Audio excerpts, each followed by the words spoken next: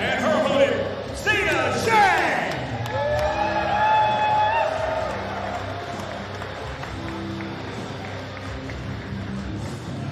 Match number 7, Timothy Thatcher.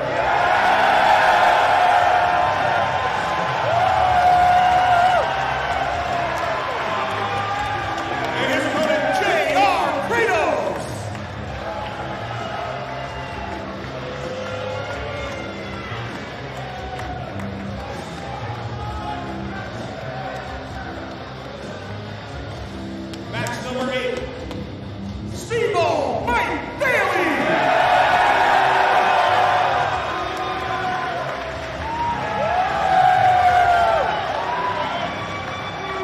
And his opponent, Yuya Uemura.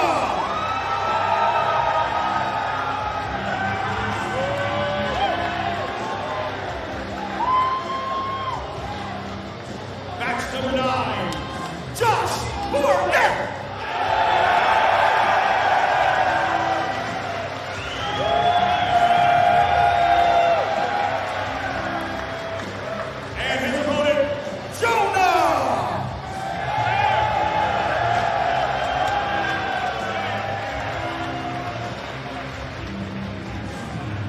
Match number 10, John Moxley.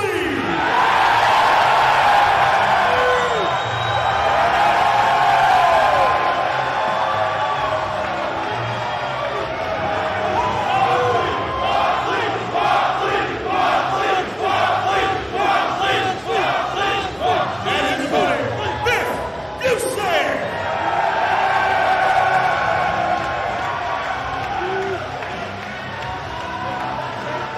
Match number 11, Minoru Suzuki.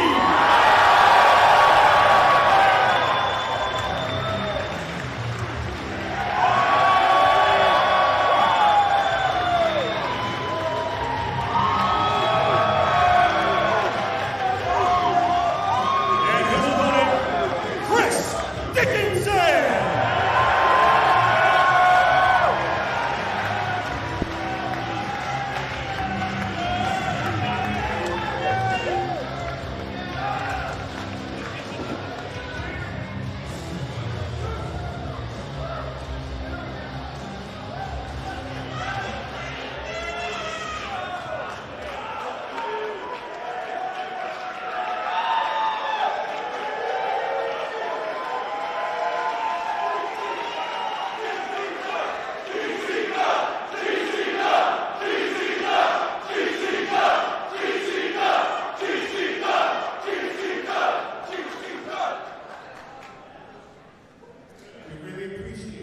Every single one of you showing up today.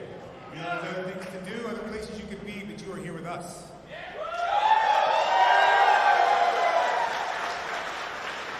So, we're going to reward you the only way we know how. With blood, sweat, tears, and absolute savage violence.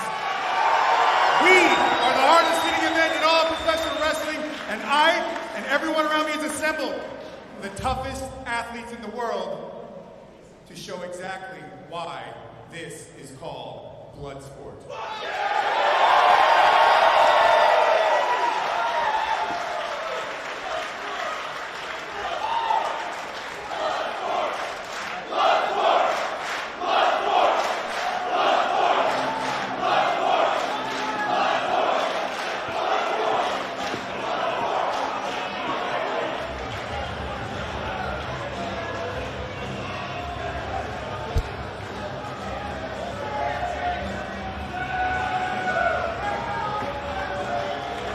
Ladies and gentlemen, the Bloodsport Code of Conduct.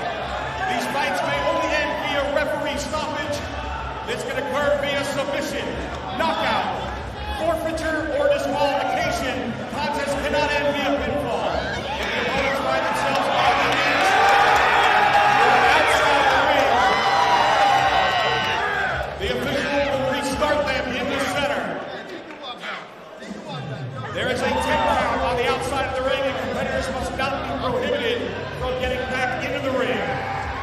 Use of targeted attacks to the eyes, ears, throats, or groin is prohibited. Biting, scratching, hair pulling, fish hooking, holding the attire of an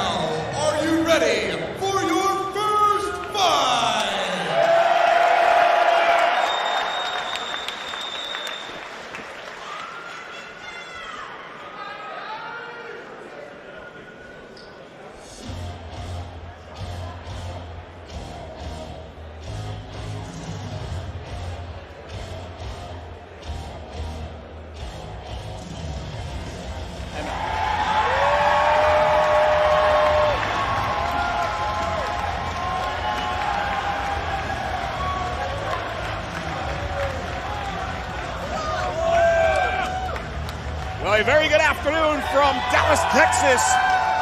Here at Game Changer Wrestling's Collective and Bloodsport 8, Josh Barnett has brought Bloodsport back for WrestleMania weekend. I'm Letty Leonard, joined at this time by my partner, Rocky Romero. Rocky, good to have you back.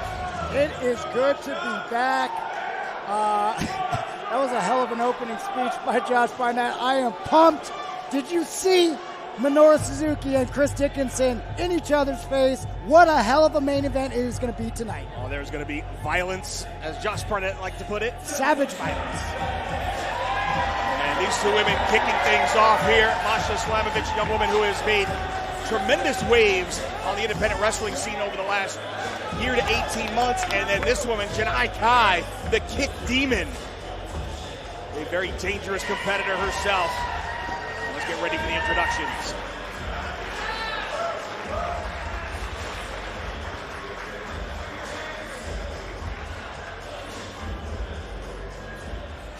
Introducing first participant number 1, fighting out of Moscow, Russia. She is Russian Dynamite, Masha Slamovich.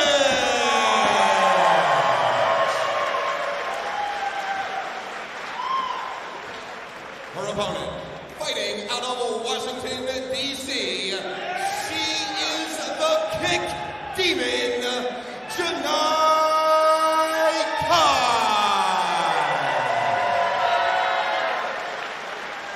Rocky, they say styles make fights, and these are two women with very different styles. We've got the classic wrestler in Masha Slamovich against the Taekwondo master in Janai Kai, looking to do damage with her feet, if at all possible in this one. Slamovich trying to strike, and then out there looking for that single leg, grabs the waist lock. Nice defense there by Kai. Quickly looking for the rear naked choke. Yeah, this could end quickly. Slamovich trying to put Kai to sleep here. Yeah, you said it perfectly. Classic striker versus grappler. Slamovich in a position they definitely do not want to find themselves in, flat on their back with Kai in the dominant position. Kai content to get back to a standing position here. Both these women looking for their first win in Bloodsport competition. Slamovich 0-2 and Kai 0-1. One of these women are going to get on the winning track here, gain some momentum. Nice shot to the ribcage by Slamovich. Whoa, dragon screw. Slamovich with a great deal of Japanese experience. Basically got stuck in Japan during COVID for a year and made the most of that time over there. Yeah, doing some extensive training while being over there in Japan for about a year or so. And has been on a roll since coming back to the U.S. She's all over the place. Happy to have both these women here as part of the collective. So much more still to come this weekend. We thank you for joining us on Fight TV. And Slamovich gave the back to Janai Kai momentarily, but again, going right back to that choke, trying to put Kai to sleep. And there will be no rope breaks here. Janai in big trouble here. Referee checking very closely. But Kai able to extricate herself for the moment. Ends up right in the front chancery. Yep, Slamovich might be looking for that guillotine choke. See if she can turn it. Get that hip in. Again, it's Kai. Able to free herself back to the feet. And Nice. picking away at the hamstrings of Slamovich. Great sprawl. Look at that sprawl. Stuffed that takedown attempt. But Slamovich now trying to trap the arm here. She's got the omoplata, step over. Wow. Lapel lock. Referee checking on Kai, pain etched on her face. And hammer fist to the side of the head. Dirty. Got a choke on her.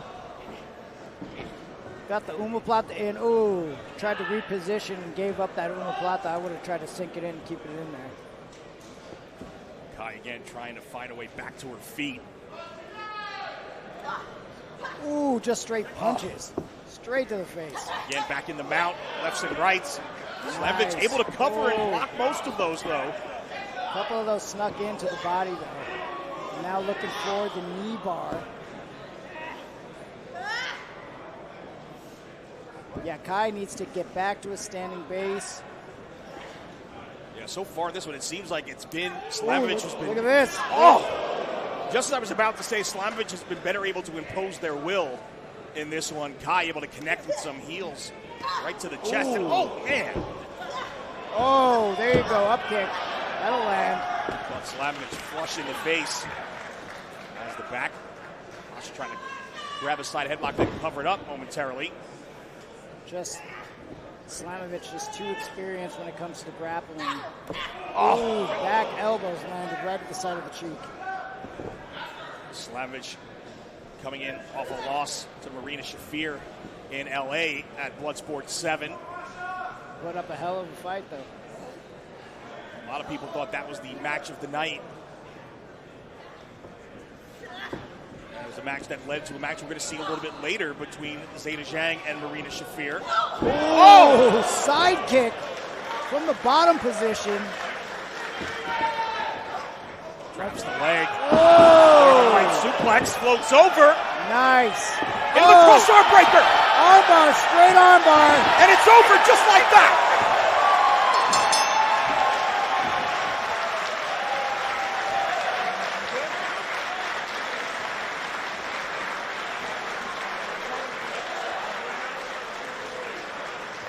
Submission victory for Masa Slamovich.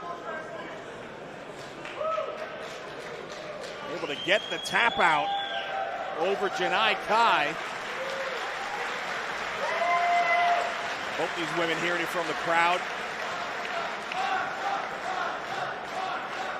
We await the official decision.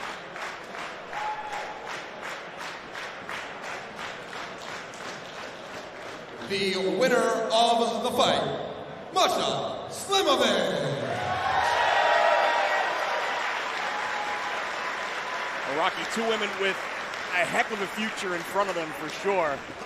A little bit more experience on the canvas. We take another look. There's that Northern Light suplex, floats right over and transitions quickly into the cross arm breaker and gets a very quick tap out from Janai Kai.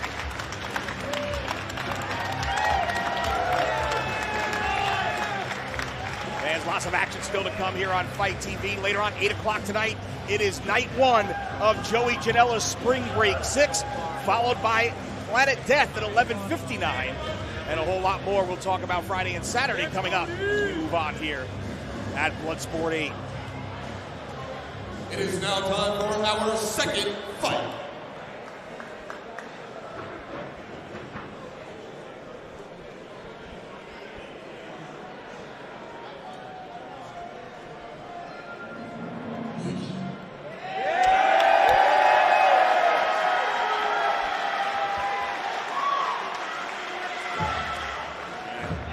This is a young man. We talked about Masha Slamovich making waves on the independent wrestling scene over the last 18 months. This man right here has been turning heads in GCW and blowing up the internet with some of the most acrobatic athleticism we've ever seen inside the squared circle, but a much different kind of environment for Ninja Mac. Right. No, this guy is blowing up. When you talk about buzz in the professional. Oh! That's an interesting choice there. Ninja Mac, who usually wrestles with a mask on, just demasked himself for Bloodsport. And hearing it from this crowd, this young man getting ready to head over to Japan rather shortly. His first tour with Pro Wrestling Noah.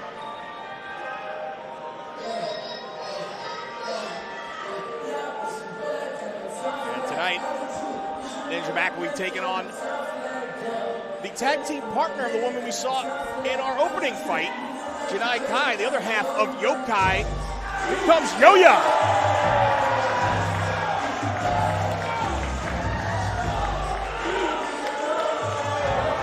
Yo-Yo 1-0 in Bloodsport competition.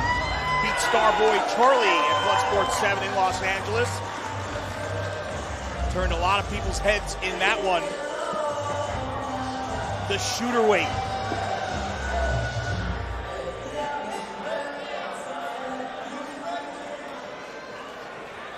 Introducing first, fighting out of the Village in Houston, Texas, with an official weight of 189 pounds.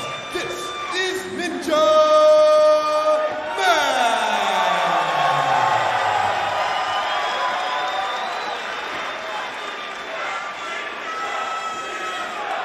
His opponent, fighting out of Washington, D.C., official weight 135 pounds. The shooter weight, Yo-Ya!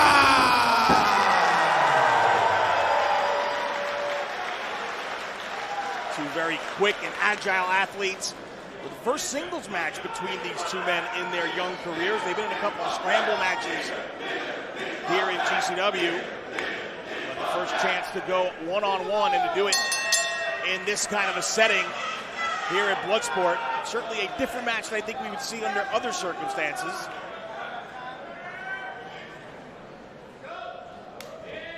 Whoa! Look at that quick handshake. Great takedown from Mac. Mac obviously with a size advantage, a 50-pound weight advantage over Yo-Ya, but fans of GCW that have watched Yo-Ya over the last couple of years have seen that this kid's got a ton of heart, a lot of fight in this young man, and is used to being the smaller man inside the ring. We'll see how he does here against Ninja Mac. Trying to use that gymnastics and Brazilian Jiu-Jitsu background. Quick single leg attempt blocked. Yeah, Mac is such a great athlete. I'm very curious to see how he adapts to the Bloodsport rules, really, you know? And we saw this man jump off the literally jump off the balcony at the Ukrainian Center against Speedball Mike Bailey last month in Los Angeles.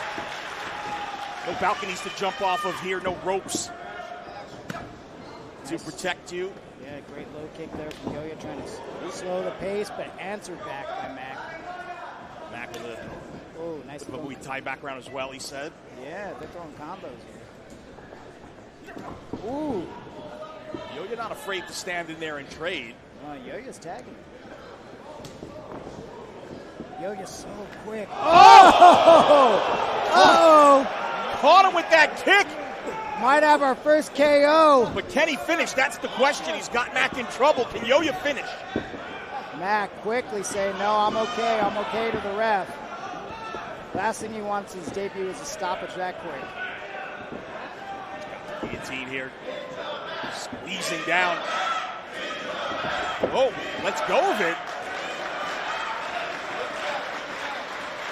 Interesting strategy right there. Yeah, I think Mac's got to open up the strikes. Oh! Glancing blow on that kick. I don't think Yo-Ya caught all of it, but just enough. They take a tumble to the outside. They have a 10 count out on the floor to get back in the ring. They can't impede the other's progress, as Ninja Mac's mouth may have been busted open. Mac in first, followed by Yo-Ya.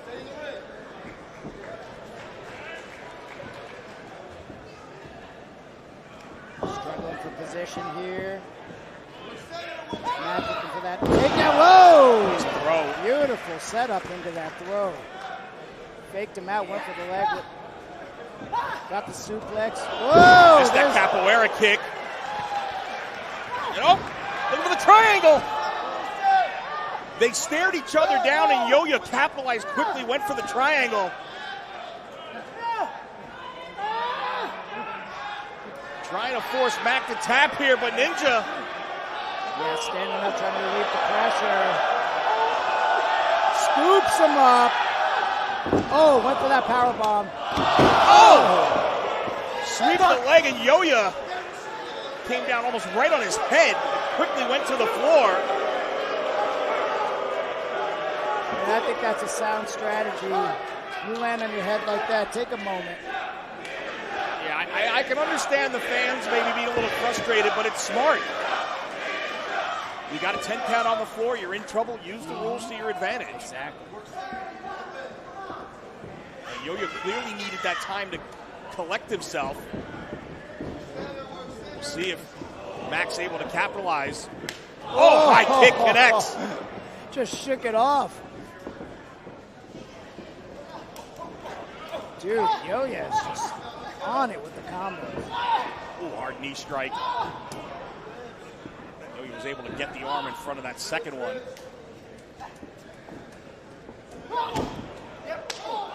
Downstairs with the feet. Belly to back suplex. Nice. For the ankle. What's he doing here?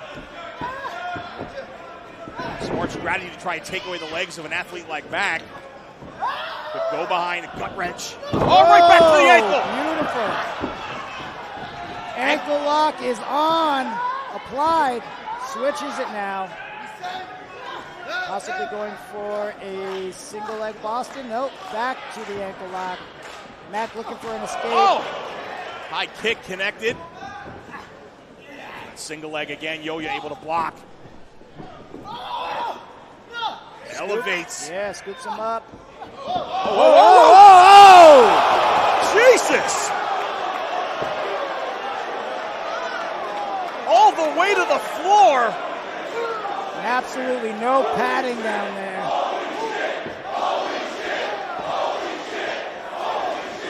A dangerous spill here in Dallas. Oh, now looking for that single leg crab. Oh, it's sitting deep. Yanking on the ankle and the foot. Really getting extension on that. Right there asking Mac if he wants to quit.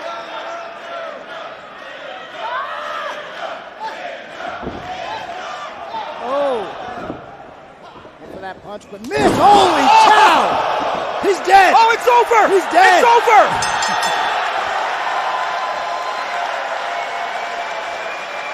Holy shit. Unbelievable finish. 540 kick, landed perfect. Ninja Mac, what an incredible athlete. This guy was in Circus Olay. Always bet on that. One of the greatest bet on freak Bloodsport. athletes I've ever seen in professional wrestling. What a 540 kick. Holy hell. And credit to referee Adam Galt, a great stoppage. Number one job of the referee is to protect the fighters. And clearly Adam Galt did a good job of protecting Yo-Yo right there. Yeah, I hope he's okay.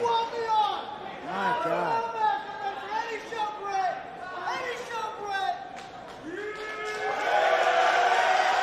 Wow. There it is again. Let's take another look. Took Right on the ear, and Yo-Yo went limp. He jumped from one side of the ring to the other side and landed a kick. The That was winner of the insane. fight by referee stoppage, Ninja Man. Man, that was a heck of a fight between two great young athletes. I'd love to see them mix it up again. Respect. And I think that's the one thing you'll see in all these fights tonight, Rocky, that despite how hard everybody goes in an attempt to win, there is a great deal of respect between fighters, understanding what they put their bodies through and what they do to get ready to participate in a sport like this.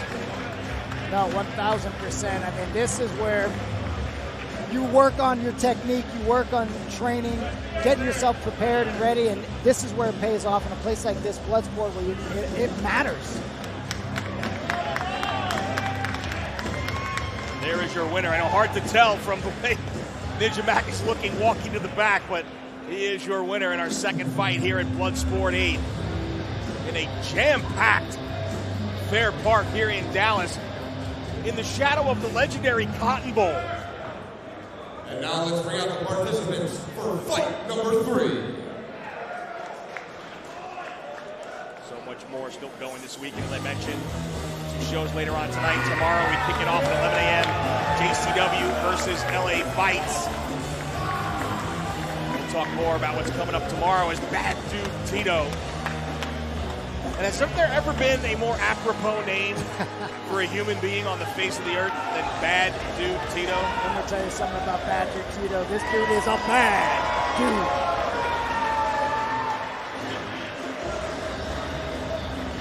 Tito 1-3 in his Bloodsport career. Lost to Super Beast in Bloodsport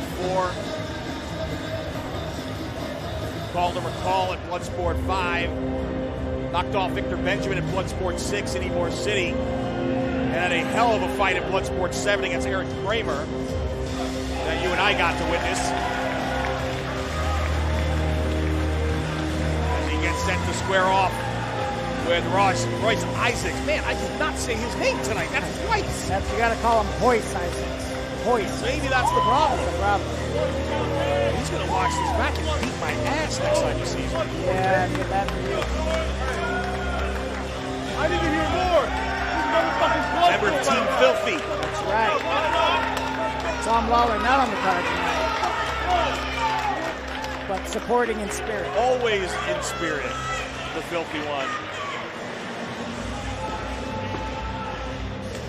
Isaacs also 1-3 in his Bloodsport career. Both these men looking to pick up that elusive thus far second win. Introducing first in the red corner, fighting out of Los Angeles, California, with an official weight of 255 pounds, Bad Dude Tito.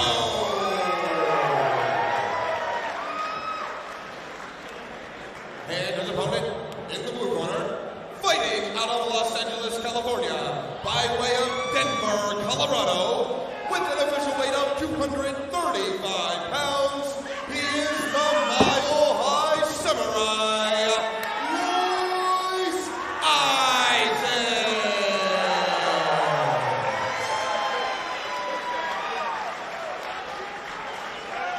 Isaacs was able to avenge one of his losses here in Bloodsport. He lost to Alex Coughlin, also was able to beat Alex Coughlin. They had two hell of a hellacious fights against one another, and a great fight against Clark Connors back at Bloodsport 7 as well, as both these guys going to get back on the winning side of things. And Tito with a bit of a size advantage. Yeah, both these guys competing regularly on New Japan Strong. As you mentioned, Royce being part of Team Filthy. Bad Dude Tito aligning himself with somebody we'll see later tonight with Jonah as part of Team DK. Take another look at this jam-packed crowd here in Dallas. Fight number 3 at Josh Barnett's Bloodsport 8. Brawler. Bad Dude Tito, the bulldozer, against Royce Isaacs. Isaacs able to take control of the wrist, trying to break down Tito here. Yeah, Isaacs coming from an amateur background, college at Cornell University, Iowa. Football, two-sport athlete. Bad Dude Tito, Brazilian Jiu-Jitsu. Has some Muay Thai in the background as well. He's got the back of Isaacs here. Scariest thing about Bad Dude Tito, though, is if he gets a hold of you, he can dump you real quick right on your head. Trying to protect here as Isaacs in the mouth. Ooh, goes to the rib cage. Now a hammer fist to the side of the head. A couple of glancing right hands from Isaacs as Tito covering up here. Lefts and rights now. Tito trying to cover. Sitting out here. It's like Isaac's trying to go for the ankle. Yep.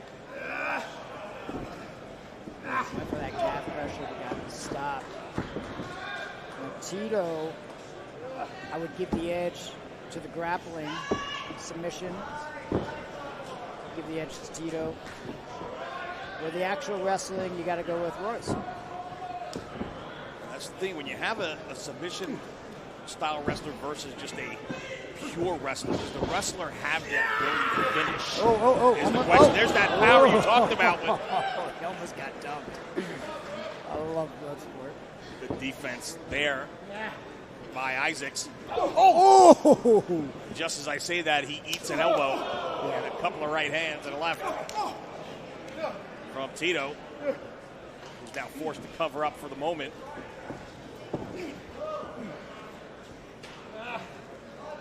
And right back to the knee. Looking for possibly going after the ankle here. Calf. feeling out than I expected. I kind of thought maybe Tito was going to come out and start just throwing bombs right out of the chute, but... Ooh. Kicks, knee. Oh, punch. Speaking of bombs. Punch to the body, though. Oh! Knee of the rib cage, sending Tito to the floor.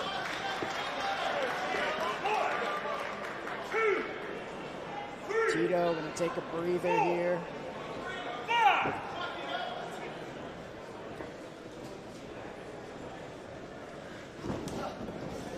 Overhand right. Doesn't connect. Oh, beautiful takedown. There's that amateur wrestling we've been talking about.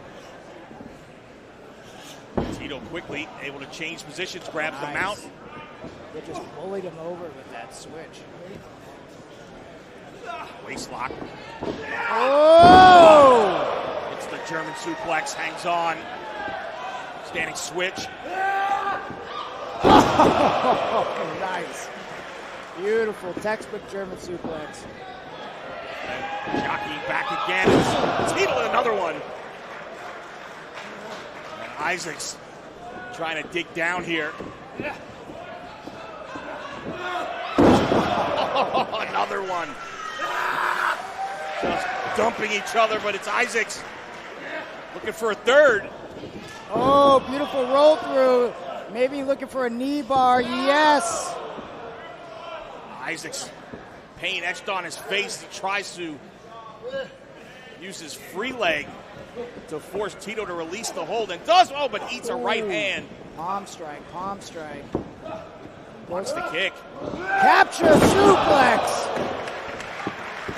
T-bone suplex. He's got a dragon sleeper.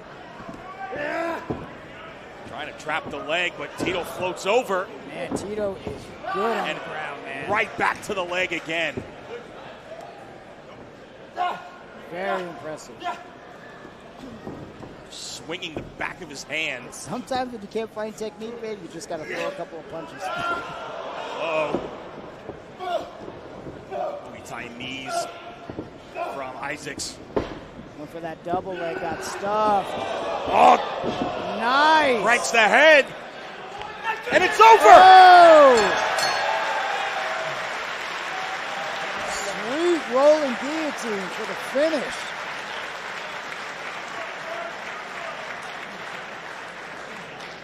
Isaacs with a hell of a counter right there. When it looked like things were going bad due Tito's way, Isaacs able to turn the table, gets the tap out. Honestly, Lenny, that could have gone either way, man. Yeah, very, very close on a couple of occasions for Tito to have put Isaacs away, but it was not meant to be here tonight. The winner of the fight by way of submission, Royce Isaacs.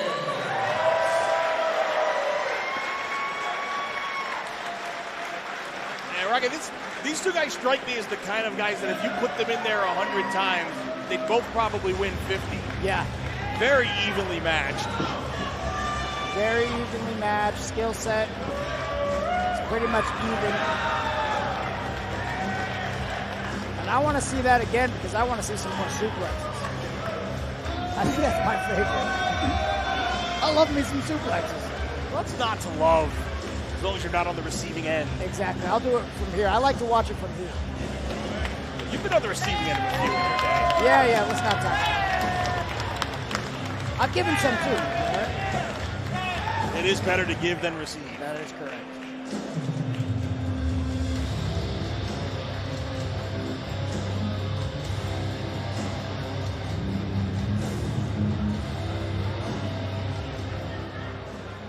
And now for our fourth fight.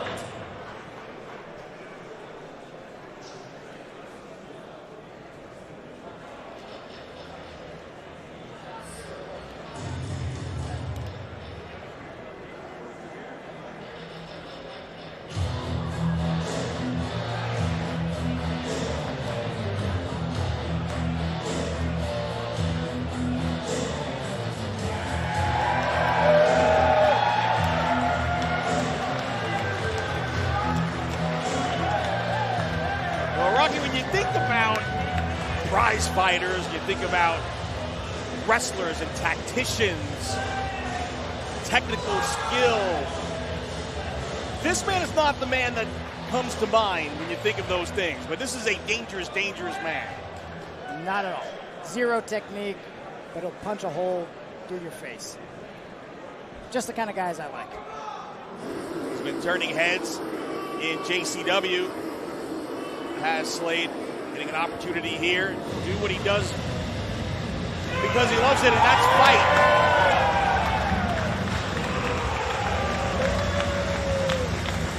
He'll certainly have his hands full with this man.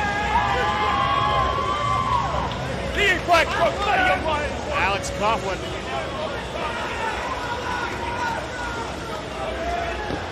Been all over New Japan Pro Wrestling. And they are squaring off nose to nose here. Introducing first, out of the blue corner, fighting out of Rikers Island, Slade. And out of the red corner, fighting out of Long Island, representing the LA Dojo with an official weight of 220 pounds, Alex Coughlin. Two very, very explosive, intense individuals. Coughlin telling Slade, this is my house. Bloodsport is my house. Nice single leg.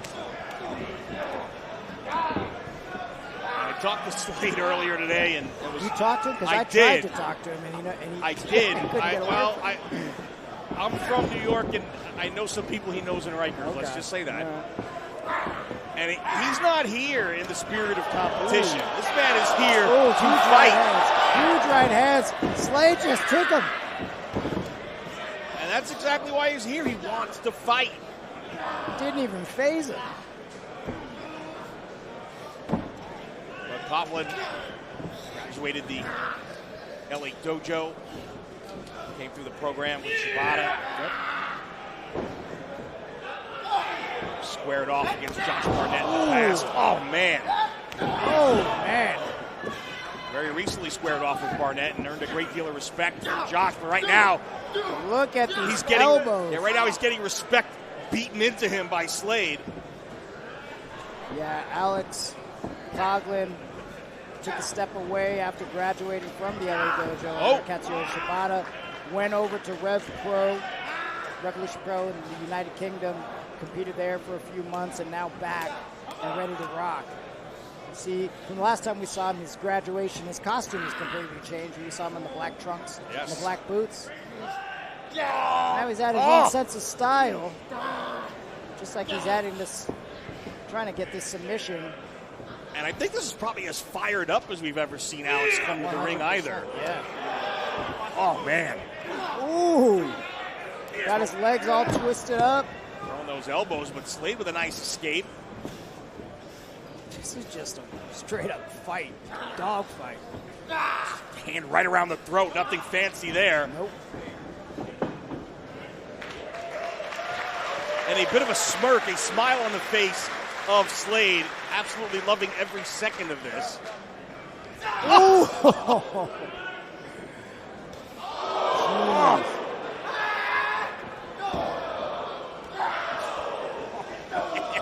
Screw the technique.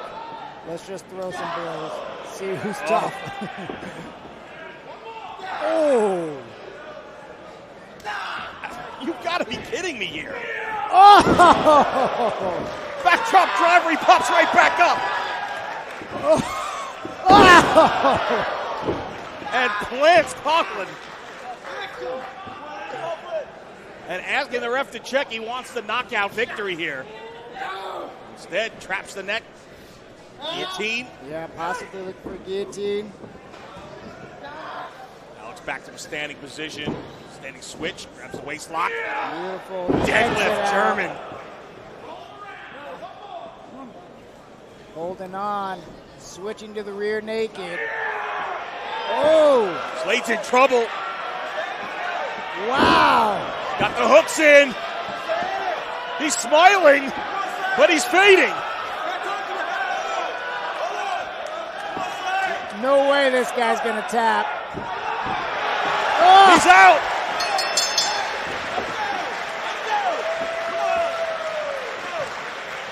Coughlin put Slade to sleep.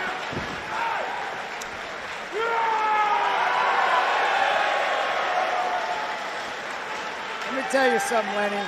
If Slade just did a little bit of training, jiu-jitsu or something like that, that dude would be the toughest dude in this whole freaking building. Yeah, that's a scary man, but oh! Came to a little quicker than expected there. Wanted the ref not to touch him. Dude, I like this guy. The winner of the fight by referee stoppage, Alex Coughlin. Slade ready to go for another round.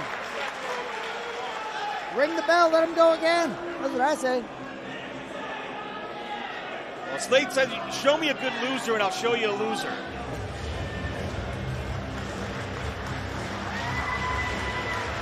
And again, it is a scary smile on that man's face. I don't want to know what's going through that man's mind. Yeah,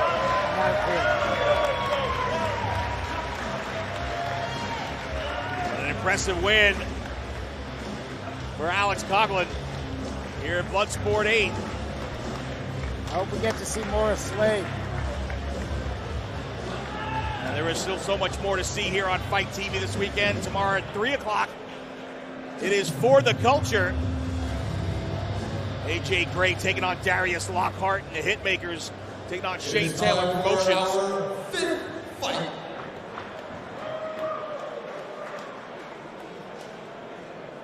And then 7:30 tomorrow, it's Gringo Locos World on Lucha. Team Gringo taking on Team Laredo, as well as Psycho Clown taking on Dr. Wagner Jr. All tomorrow here on Fight TV.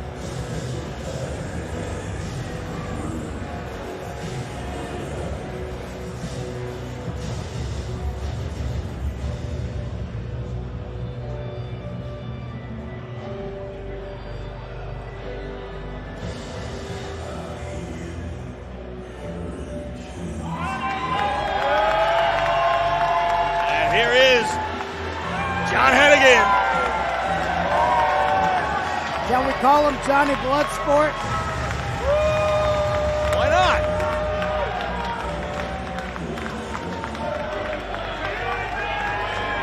When this guy was announced, I was extremely interested, and if I didn't get invited to do commentary today, I'd be in one of these seats right here as a paying customer. Hennigan in outstanding physical condition. Wrestled throughout high school as team captain, wrestled for 4 years, then was on the wrestling team at University of California, Davis, where he also was on the track and field team. And apparently the fans have heard you. Okay. And that's a Division I school, buddy. So he ain't no joke with those amateur wrestling skills.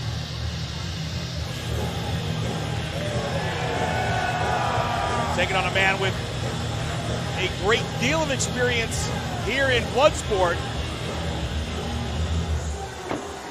Coming off a win at Bloodsport 6 in Ybor City.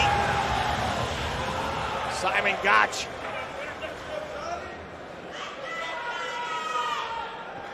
These are two men that... Introducing first, fighting out of Los Angeles, California, with an official weight of 210 pounds, John Hennigan, a.k.a. the Mayor of Slamtown, a.k.a. Johnny Bloodsport. love it. And his opponent, fighting out of Arkham, Massachusetts, with an official weight of 215 pounds, Simon Gotch. Two men that came through the same system of professional wrestling, but two very different styles of pro wrestling and fighting on display here. Heading in with the capoeira skills and the technical wrestling. Simon Gotch, the catch wrestler, Brazilian Jiu-Jitsu. Getting set to head over to Japan for the very first time as well. 50,000 views on the video when Pro Wrestling Noah announced that Gotch was heading over there. One of the most highly anticipated debuts in some time. But right now it's Hennigan throwing right hands. Yeah, Hennigan's so smooth. What an athlete he is. You know, whoa! Throwing Gotch to the floor. Already frustrating, Gotch getting in his head.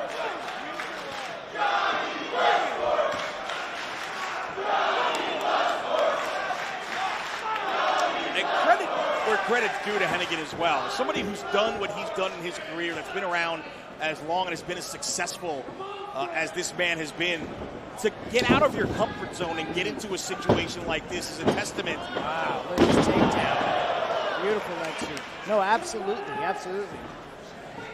I'm sure there was a lot of fans who weren't as excited as we were when Hennigan got announced, but we know Hennigan's background, and we know what a great athlete he is. We know that he's came from a Division I wrestling team. We know that he's done capoeira, and he's done some MMA training. I mean, this guy does stunts. He's a tough dude.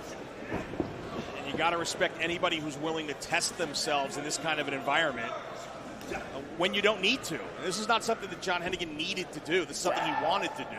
Right. And Gotch, who's been here almost since day one of Bloodsport, I think a little taken aback to thinking that Hennigan's going to come in here and make his name at my expense. Whoa, look at that. Finding a knee bar. You see how he moved around, he's so fluid, the guy does breakdancing and capoeira and all this stuff, so you can see this beautiful fluidity in how he moves and transitions from movement to movement, whether it be striking and caught right in the ear. Oh, that'll wake you up, though. Nothing smooth about that. Yep. Look at that escape, though. Holding onto the hands, separating them. Gave up the head scissors, quickly trying to be countered though. And again, into the mount, nope, goes to the side. Elbows to the side of the head. Back to the mount, Jeez, just dropping bombs from the top.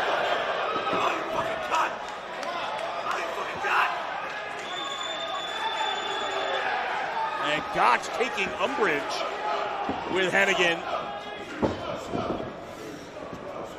There's that capoeira. Psyched him out. Took his head off. Amazing. We're going to put Gotch to sleep here. Yeah, Gotch, no slump, though, on the ground. Brazilian Jiu-Jitsu expert, training under David Floridia out in Orlando, Florida.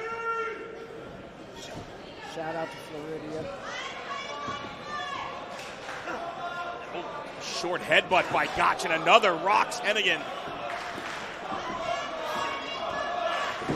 Look at that, big suplex. Nice. Launching Hennigan overhead. And the knee strike. Hennigan trying to slow things down here.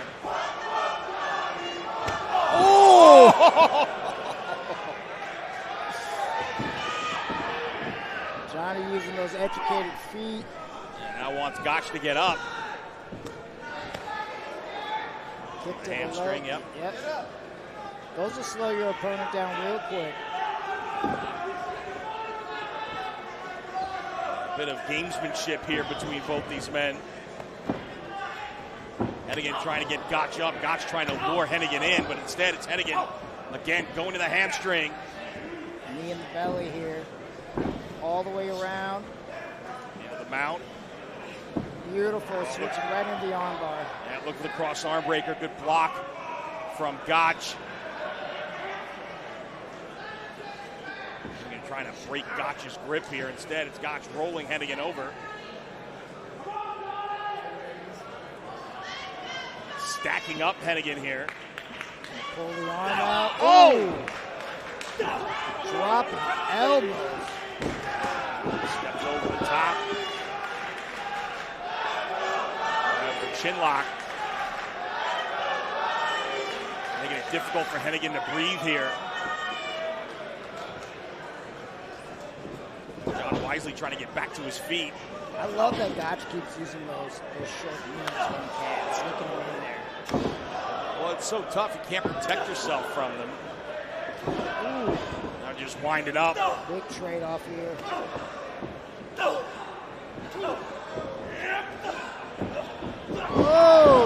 nice. Spins under. Right back into the mount. Again, got the head trapped. Again, Hennigan trying to put Gotch to sleep here. Yeah, man. Hennigan. And it's over! Oh!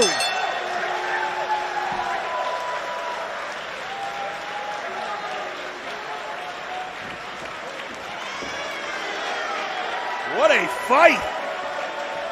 I don't know if this went exactly how we were expecting it to go. That's a hell of a debut from Johnny Bloodsport.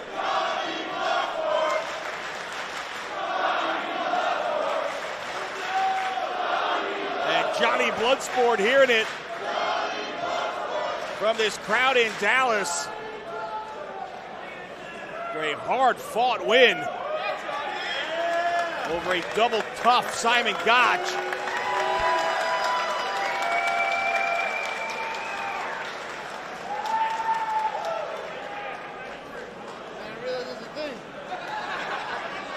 And Gotch just got caught. It's as simple as that, you know? Sometimes you play the game and sometimes you get caught. Yeah, it does not take much. It can happen out of nowhere. And Gotch still struggling to get back to his feet. The winner of the fight by submission, Johnny Bloodsport.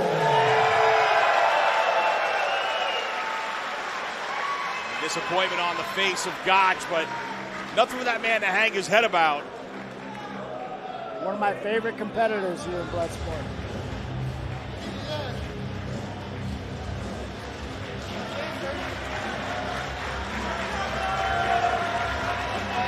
Hennigan hearing it from the crowd one more time.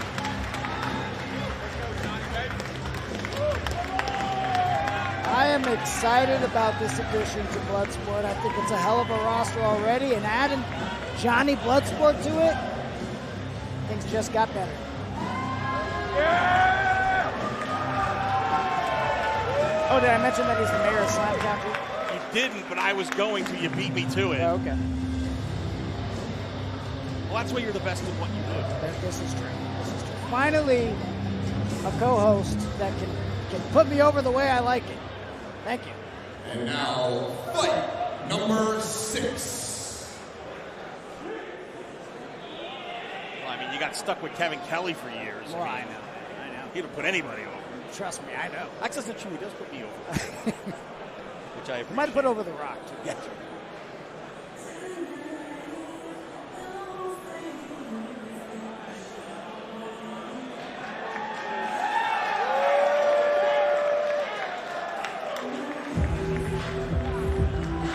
Zeta Zhang back in Bloodsport. Beat KZT in Los Angeles at Bloodsport 7, then came out later to challenge her opponent here tonight in a move that turned a lot of heads that night when it happened. Zeta showing absolutely no fear whatsoever of her opponent. The problem, Marina Shafir.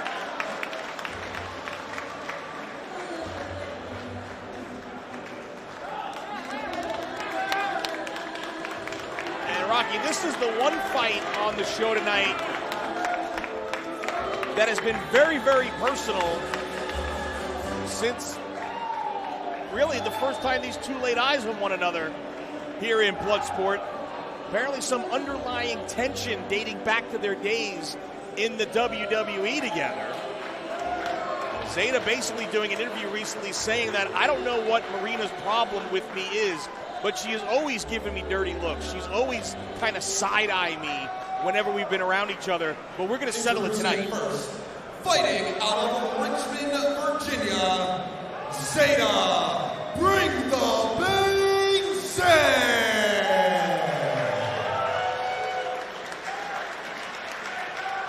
And her opponent, fighting out of Orlando, Florida, by way of Moldova, she is the problem, Marina Shafir!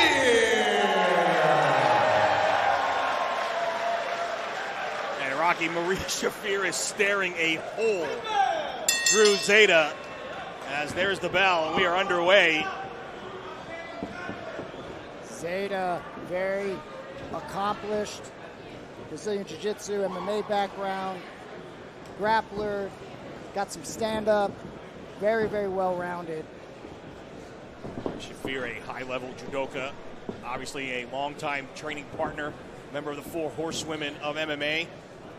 Ronda Rousey, Shayna Baszler, and Jessamine Duke. And it was actually Zeta in her WWE debut in the Mae Young Classic back in 2017, taking on Shayna Baszler in the first round, and got caught with a left.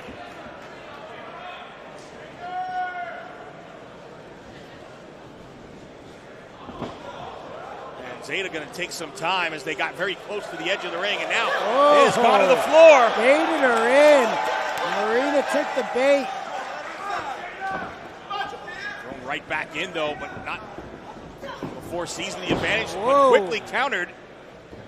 I like Zeta's idea of maybe going, trying to make this more of a brawl than trying to go toe-to-toe technique with Marina, because Cartwheel over the top and a kick to the hamstring. high-level judoka like that, you got to be real careful. Marina got the back, get the hooks in. Zeta needs to be careful here. Trying to trap the legs.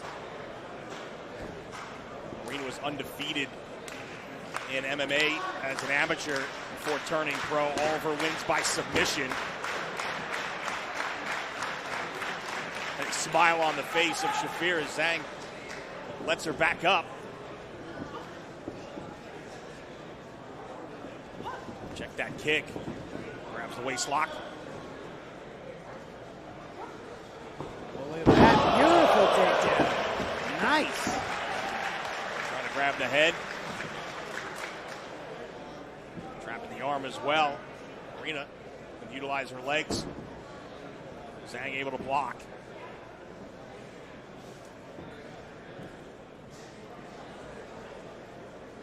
Shafir taking judo up at age 6. After moving to the United States from her native Moldova. See if she steps around the body here.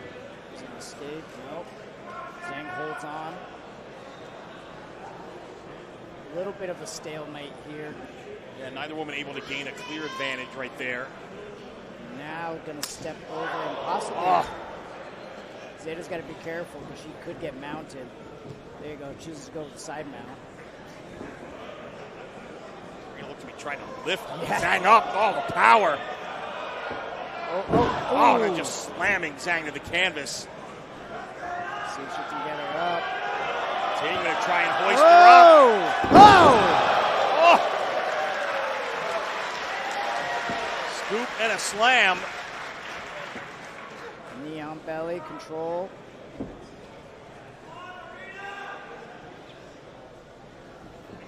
Just the base that Marina has and uses, so she's so good at using the body. Quickly rolls through and now in mount position. So dope. Zeta trying to cover up. trying to loosen that defense of Zeta. Slips out the back door. Nice. She's got the back. There. Making her hold her weight. Nice, and that's in. No distress on the face of Shafir right there yet, though. Got the arm. Beautiful. Pick out the hook slowly. Oh!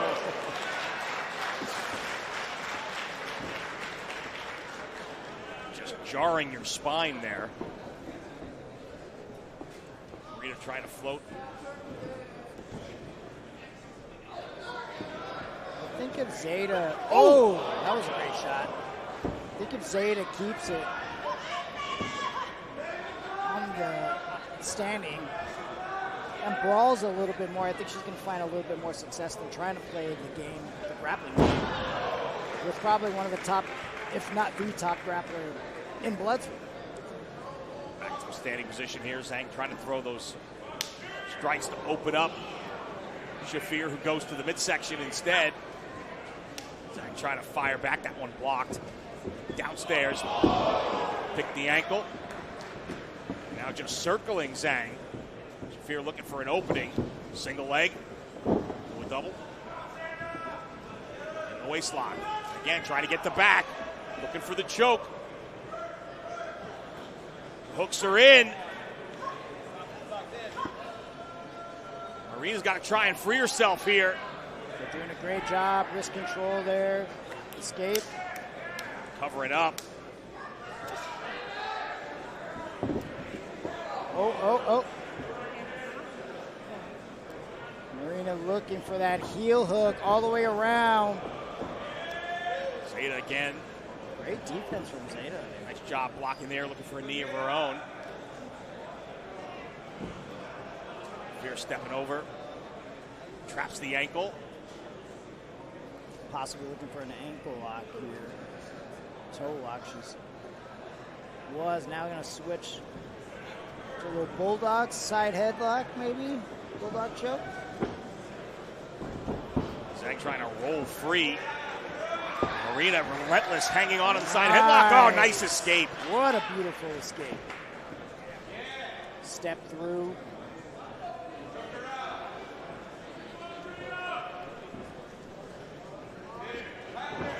Oh, man. So quick. As soon as Zeta thinks that she's got Marina's able to switch it and get better positional control. The legs grapevine. Oh, dragging Zeta back to the middle.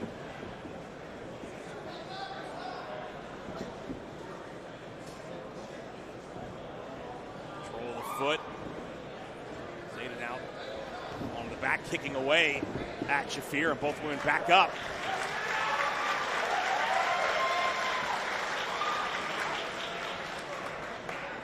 Kick blocked, right hands to the midsection. Oh. Traps the head. Oh, look at that reversal there. Shafir steps over the top. He's got Zhang tied up here. Got the leg and the arm, looking for the head too. Oh, wow. Looking for, she calls it greedy. And Zhang's in trouble here. A lot of trouble. Got the wrist lock too.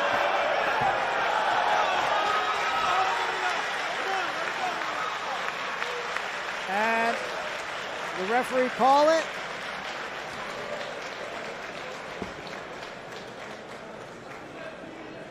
Yeah, referee called it.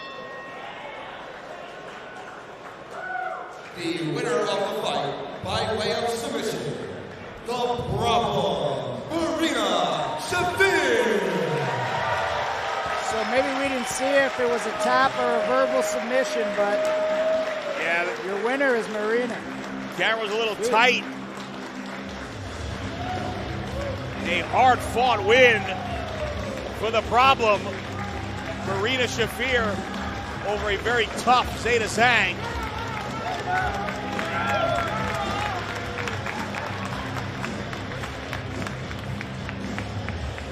And Shafir will indeed be a problem for anyone that steps in the ring with her here in Bloodsport.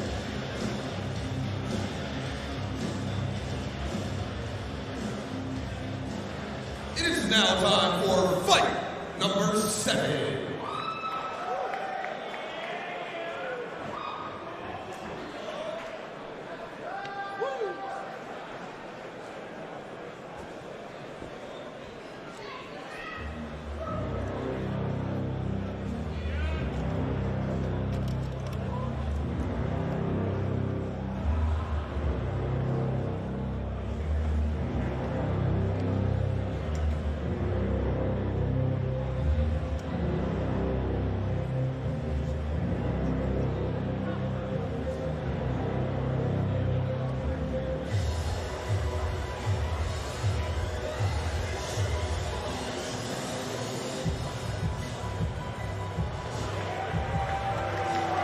Rocky, this is a big, and allow me to say it once again, big man. They call him the most feared for a reason. J.R. Kratos. 3-2 in his Bloodsport career, coming off a win at Bloodsport 7 in LA against Calvin Tankman. That was just a hellacious fight between two super heavyweights.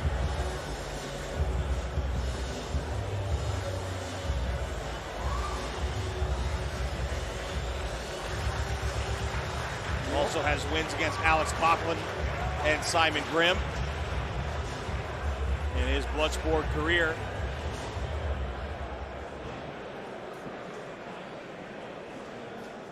Taking on a man that's been in Bloodsport in the past, but has not been here in quite some time.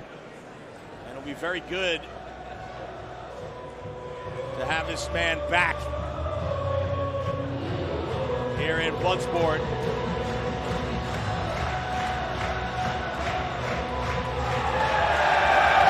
Timothy Thatcher is back in Bloodsport.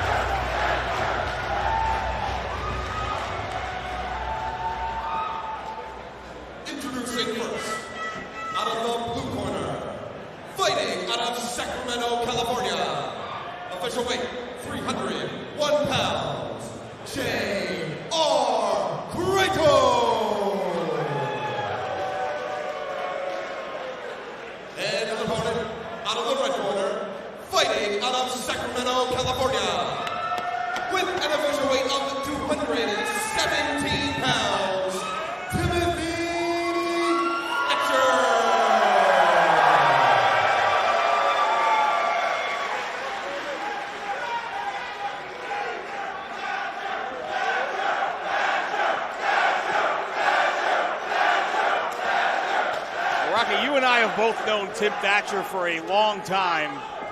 I don't know that I've ever seen Tim this fired up coming to the ring before. Oh yeah, he's got a lot to prove tonight. Normally very stoic. But these two guys both fighting out of Sacramento, California. Both trained by Oliver John.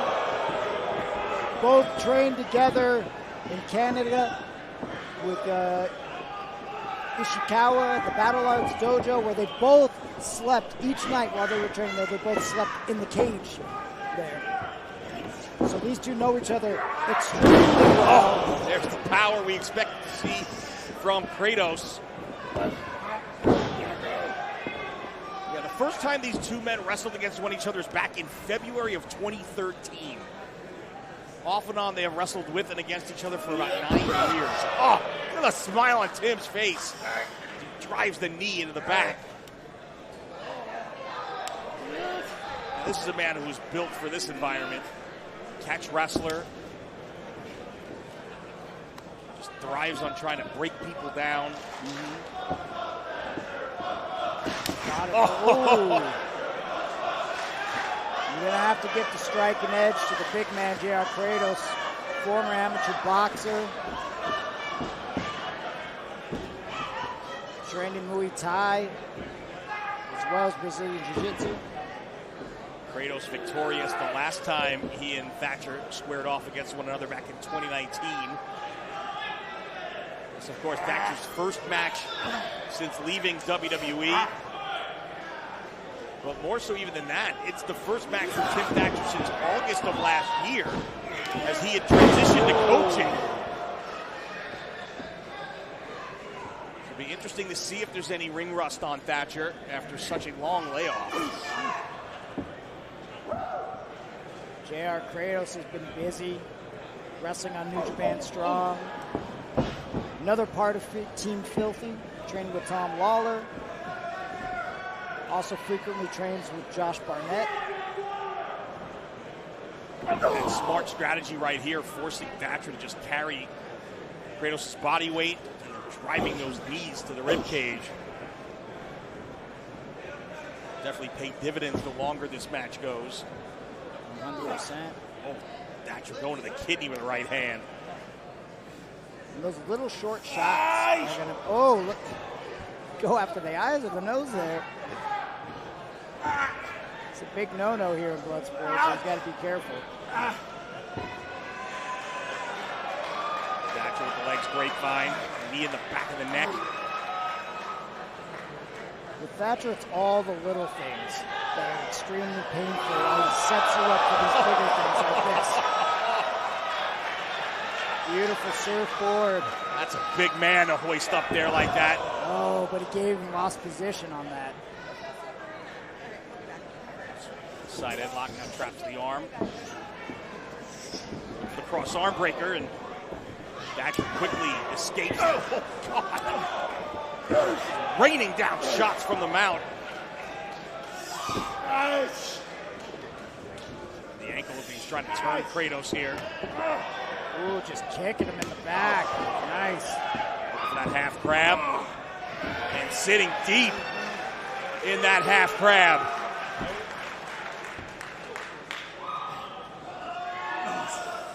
Tying up the legs.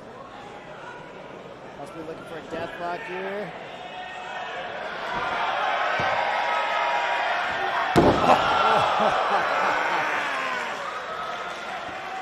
Man loves to dish out punishment. Nice. Pain coursing through the body of Kratos. Fans in Dallas maybe as sadistic as Tim. I know.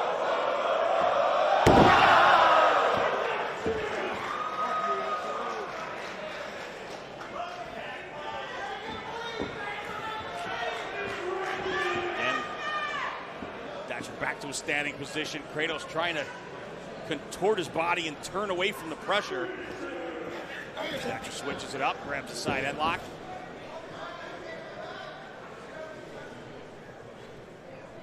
Kratos uses that massive arm to stop Thatcher. Palm strike right to the top of the cranium. Hard to block those.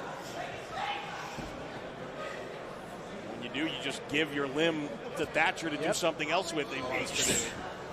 Looking possible for that Americana now. Kratos getting back to a standing position, exactly where he needs to be, I feel like.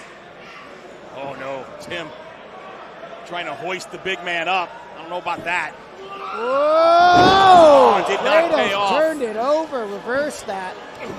Beautiful head and arm suplex. And Thatcher looks dazed. That's a lot of weight to come down.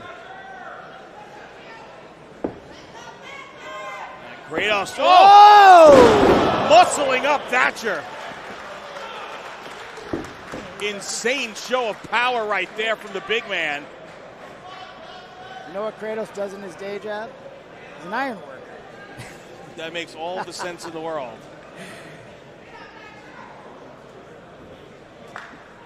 He is trying to bend the iron will of Timothy Thatcher here. As the fans urging Thatcher on back to a standing position. Ooh, nice face lock there. Bring it down to a knee. Thatcher wrenching back. And across the bridge of the nose. I'll tell you, wrestling against a catch wrestler can be so annoying. These little face locks, the way they dig their elbows, knees into your limbs as they contort back and forth, trying to set up bigger and better positions or submissions. Kratos back to a standing position. Oh, and eats a knee from Thatcher.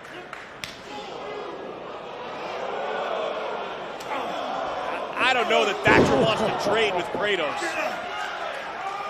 He gave the striking edge to Kratos, and Thatcher's got to be real careful here. European connects. We saw Kratos KO Calvin Tank. Oh! Right between the eyes. And Kratos went down in a heap. But so did Thatcher.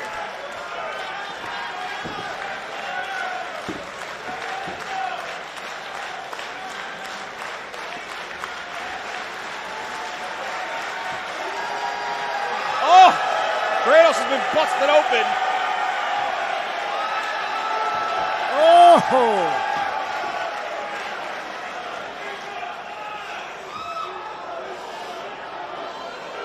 And Kratos, with a maniacal look on his face, turns Thatcher inside out. Head and arm choke. Thatcher's in trouble. Right in the middle. Uh-oh. Starting to fade. Yeah, starting to fade. Ref checking. Oh, Thatcher slowly looking for an escape out. Oh, he slipped out. Unbelievable. Kratos might be a little stunned from the blood loss there. Oh, what a suplex.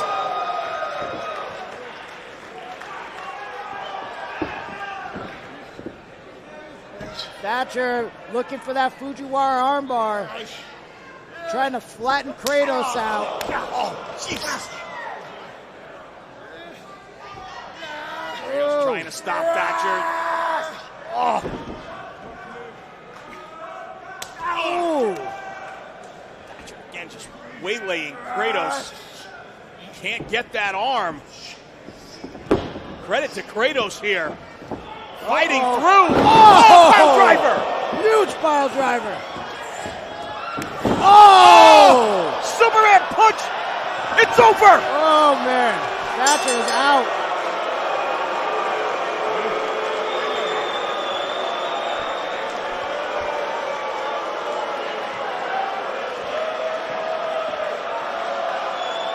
What a huge win for J.R. Kratos.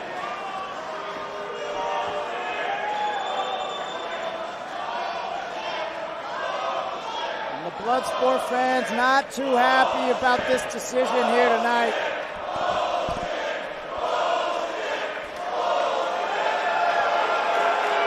This crowd is giving it to J.R. Kratos. Such love for Timothy Thatcher, but you got to give credit where credit's due, Rock.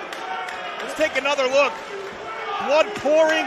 There's the pile driver. Thatcher went limp. Kratos wastes no time. Right back up, and then damn! Superman out goes Thatcher. A good stop by the ref. Had to protect Thatcher here at all costs. You know, you have to think, Lenny, that long layoff that Timothy Thatcher had definitely had something to do with the loss here tonight. The ring rust, like we talked about, Kratos has been competing non-stop. The winner of the fight by knockout, J.R. Kratos.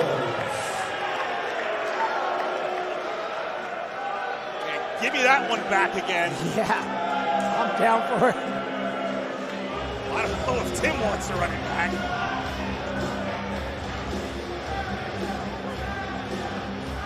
Holy hell, what a fight.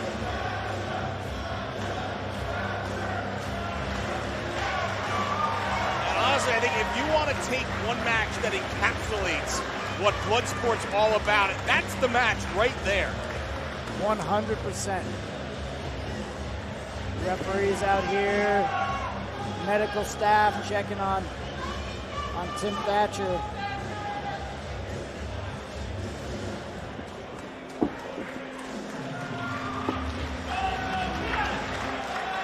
Nice round of applause from the fans here in Dallas. Tim Thatcher.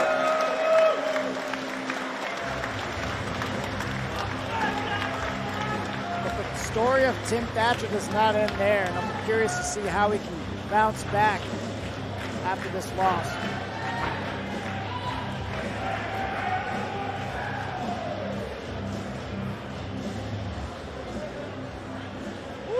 And now it is time for the 8th fight.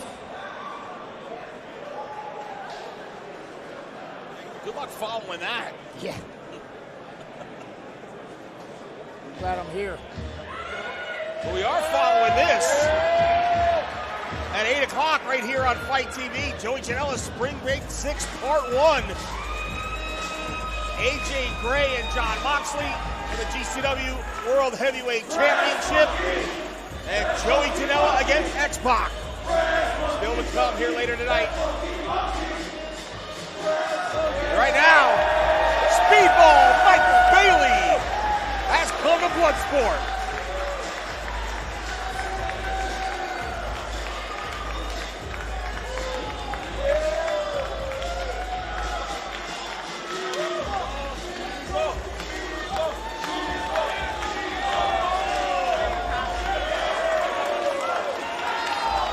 Gifted martial artist, 4th degree black belt in Taekwondo, 20 years of fighting experience in that discipline. 100% the most accurate striker on the roster, bar none. And he's got probably the best entrance music too. That's it. Though I may be biased. Bailey making his Bloodsport debut. And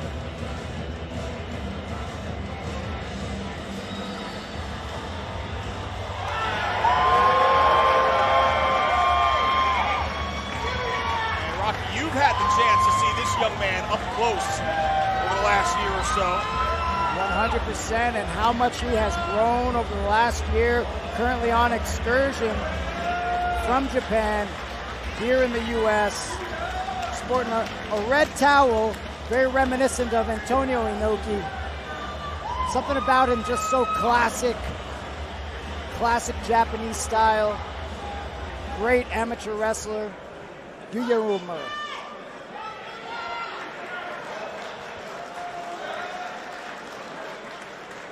Handshake, respect between these two men. Introducing first, fighting out of Montreal, Quebec, Canada. With an official weight of 175 pounds, Speedball Mike Bailey.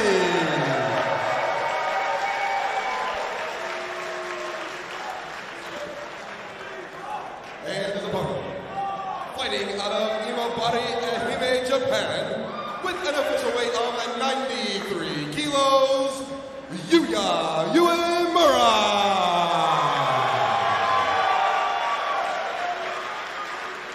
Uemura made his Bloodsport debut in LA against Davey Richards at Bloodsport 7 in a heck of a fight. Only 4 years as a pro, but has really grown by leaps and bounds the last couple of years. Championship caliber amateur wrestler in Japan. Won the 71 kilo Greco-Roman championship in the West Japan Collegiate Wrestling League before graduating from Fukuoka University. A lot of people compare him to a young Tanahashi. Some people have compared him to a young Fujinami as well. Definitely that dragon spirit living within Uemura's blood. Those will be some rather large boots to fill should he fulfill that promise. And Speedball Mike Bailey, a guy who's talking about making up for lost time. This is a man who's highly publicized, had a 5-year hiatus from wrestling here in the United States thanks to some ridiculous border issues. And apparently we have to worry about wrestlers from Canada coming across the border when they're not supposed to. You know, they're a threat somehow to our national security. That's neither here nor there. Because he's here now. He is here now. He's competing in Bloodsport. But he has spent those 5 years making a star of himself everywhere else in the world he's gone. And all really that's happened the last 5 years, it's built up an appetite for the fans here in the U.S. to see this man perform.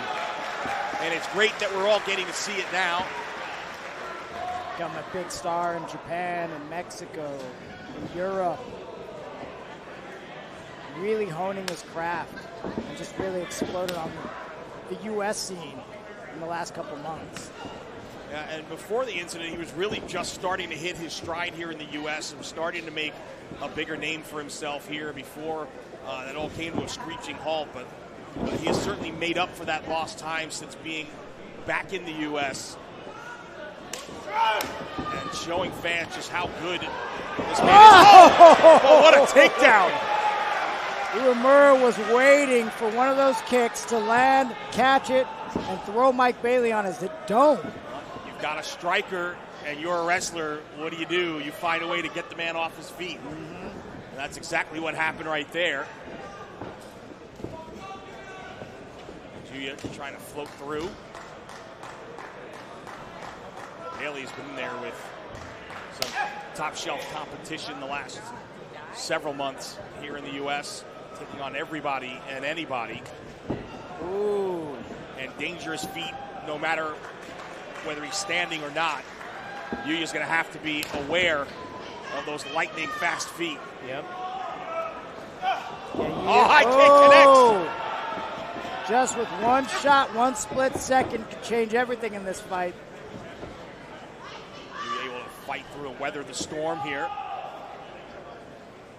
Shake the cobwebs there as he's in the mount. And Speedball staring Yuya down. Coming right up. Yuya's got some quick hands. Yeah, who knew?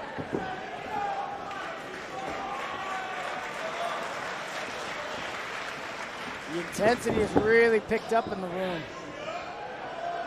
And Yuya trying to draw Bailey in here. Yeah, almost reminiscent of Inoki versus Ali. Muhammad Ali fought Antonio Inoki in 70-something. Inoki used the Ali kick, which was a kick from the floor. Oh! Yeah, but Inoki didn't have to worry about Ali kicking his head in while he was down there. That's a good point. Elevator. Oh, looking for an armbar. Slipped and missed, but still ended up in side control.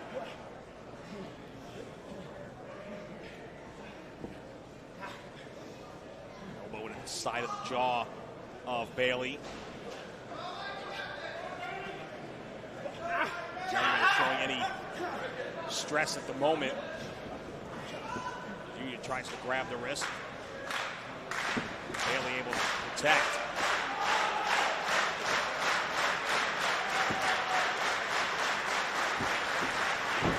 Oh, arm drag. Throw by Bailey into the mount. Open hand strike. Oh, what an elbow. Sharp elbows landing on Uemura's face.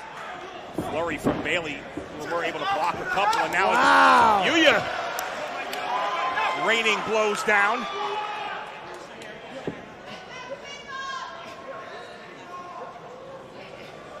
Oh, trying to use that guard.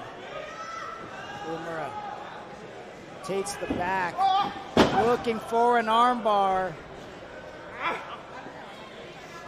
Got to get that leg over the head. Yeah, Bailey wisely got the head underneath. Now in the full mount. You're trying to push right, no, throw it right hand in the midsection. Again, those quick fire right hands by Bailey. Not designed to do a lot of damage, but really more to open Yuya up a little bit. Oh! Dangerous Man. spill to the floor. Wow. Bailey clutching the back of his head. You take another look here. Jockeying for position. No ropes on the side of the ring. And Yuya popped the hips, and Bailey went right down on the back of his head. Double count applied. Yuya beats the count. Yuya. Bailey in as well. Oh, what a kick. Oh my God. Yuya's in trouble here. Knee strikes from Bailey. The referee might call it. Yuya holding on. Oh, there's the power. Oh, almost an air raid crash from Yuya.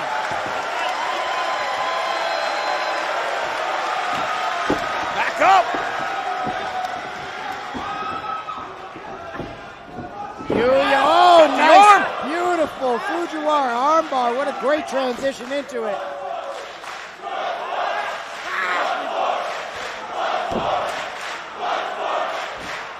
Bailey looking for a counter. And Yuya back into the straight cross-arm breaker. He tapped. He tapped. He tapped.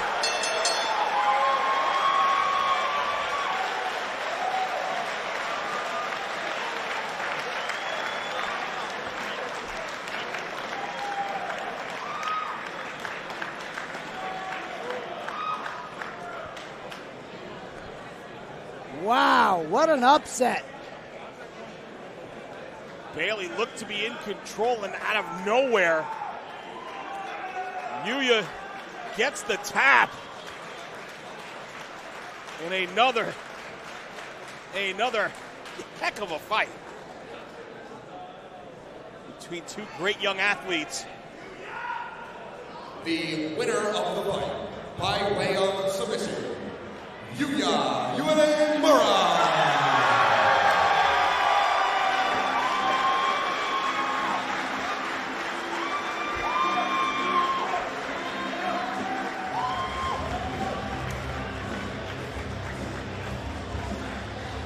Two high-level athletes, both with hell of a future in front of them.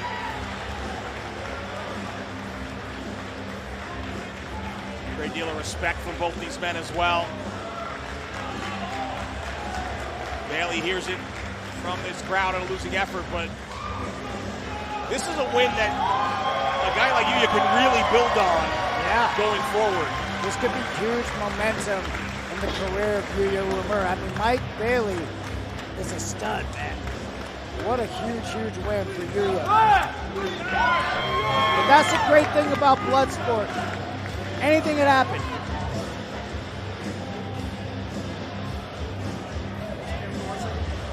Well, that's the great thing about the collective, is that anything and everything usually does happen. We talked about tomorrow, night 2 of Joey Janela's Spring Break 6 at 11:59. Chris Dickinson with Missy Hyatt taking on Matt Cardona and Chelsea Green, with Chelsea Green in her corner. And the greatest clusterfuck comes to Dallas. Forgive me for saying the F word on commentary. Now it's time for fight number 9. Sorry, Gordon. I know you're watching.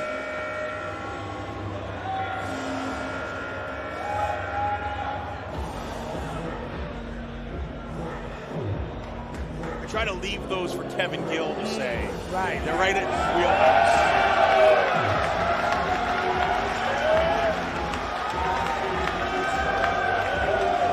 Big man from down under, Jonah, making his Bloodsport debut.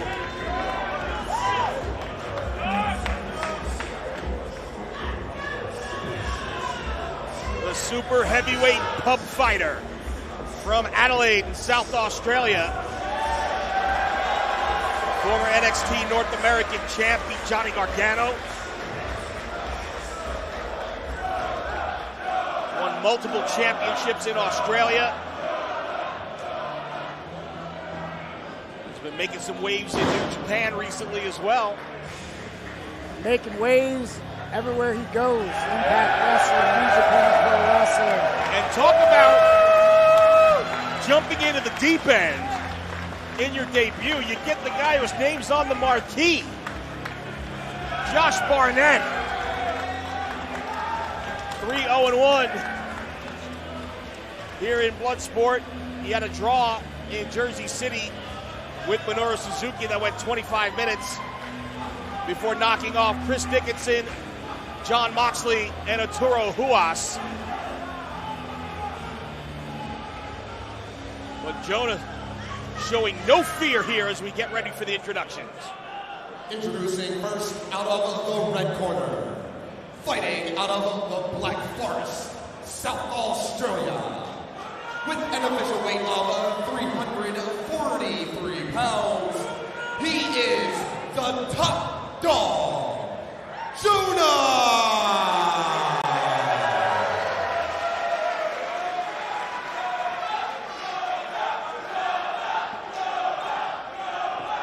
And his opponent in the blue corner, fighting out of Seattle, Washington, with an official weight of 275 pounds, the War Master, Josh Barnett.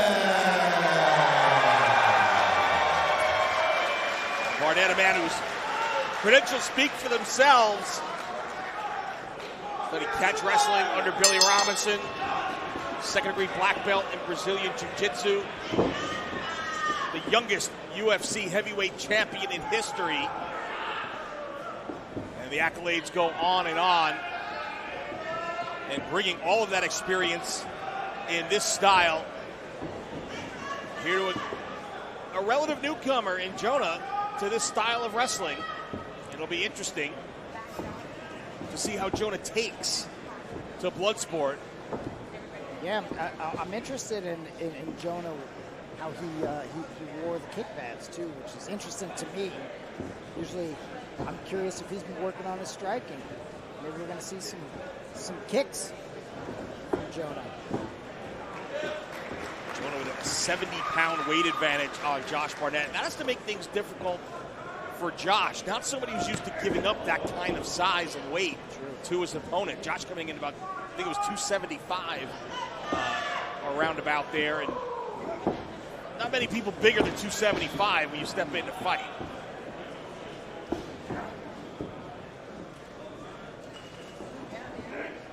Jonah trying to get in close, traps the head. Duck through now. Barnett through a couple of knees. Nice takedown. Good takedown. And there's Jonah using that weight to his advantage. Momentum, he's got a lower center of gravity. And much like we saw with JR Kratos earlier, when you're that big, you want to try and lean on your opponent, make him carry your weight, make it tough for him to breathe. Barnett, though, the veteran, realizing that, trying to extricate himself here. He's got the back now of Jonah.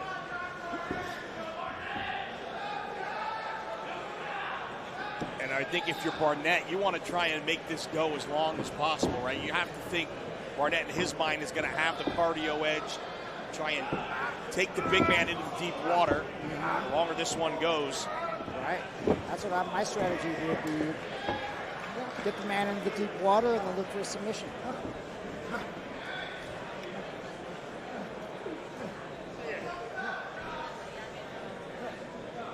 They've been able to gain a clear-cut advantage in the early minutes here. They're really taking their time to feel each other out. First-time opponents.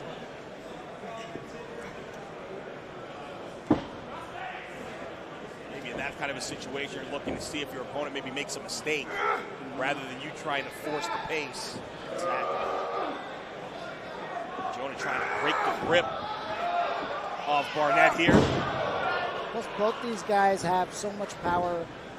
They start throwing at each other. Could be a flash knockout in a second. You don't want to take a chance, leave yourself open. Somebody throwing a bomb. Side headlock. And again, so far, Jonah not looking out of his element here. Not at all. Against a guy like Barnett. I mean, grappling-wise, completely holding his own against one of the top grapplers in the world.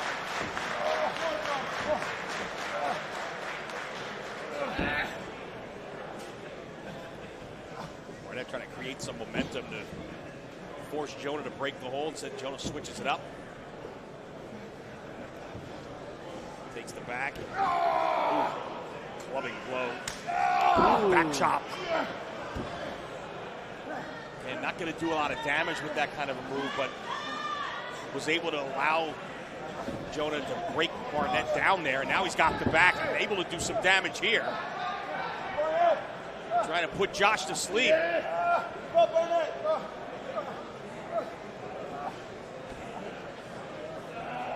Barnett, great defense. Free himself, and now. Yeah, Barnett really playing a sound strategy, taking his time, trying not to make any mistakes, and now he's got Short shots. Oh, nice elbow to the rib cage by Jonah, but a combination back. Oh. Cross arm breaker. Jonah able to block. Oh! Heavy shots. I like the idea of Jonah using ground and pound against Josh. I think that's such a smart strategy. Look at the double wrist lock. As Shayna Baszler once tried to beat the double damn wrist lock, Lenny. Nice.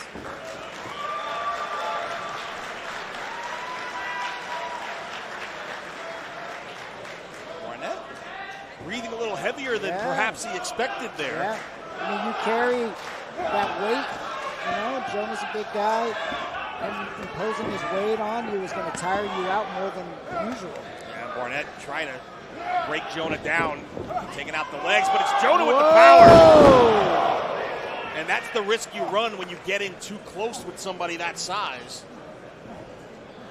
Jonah slamming Barnett down on the canvas. To the side headlock he goes. And Jonah again looking very comfortable in this environment. Yeah, so far Barnett really struggling against Jonah. I gotta say, I think that's more a testament to what Jonah is doing more than Josh not having an answer for it.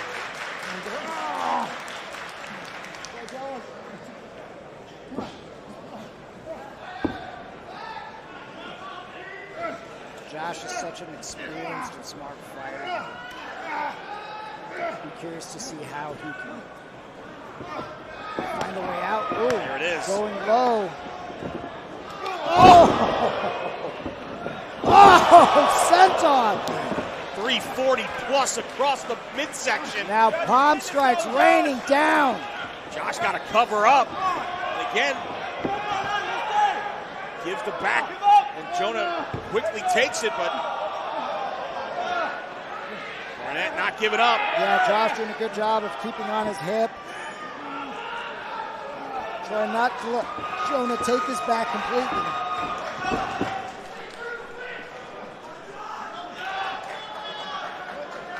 Gonna look to sit out and pull his head out from out. Yep. He's got the arm.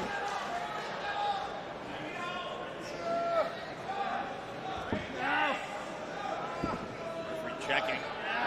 Barnett continues to crank down on the left arm. Jonah rolls through. Break Barnett down. Men back to a standing position. Ooh. Elbow right to the jaw. Backs up Barnett. Oh. Big shots. Barnett awfully close to that edge of that ring. Jonah egging Barnett on. Oh! Heavy shot. Rocks Barnett. He fires back. Oh! Oh, another headbutt right between the eyes. Looks like we saw Thatcher and Kratos that same corner of the ring as well. Oh! Big spinning wheel kick from Barnett. Surprised Jonah. Yeah, Jonah never saw it coming. Looking for the head and arm throw. But that's a big ask. Oh! The power of Barnett! And I think I just heard a piece of the ring come flying off. Look at this heel hook. Jonah nowhere to go. Beautiful heel hook. Jonah's in trouble. He may have to tap. Yes. It's over.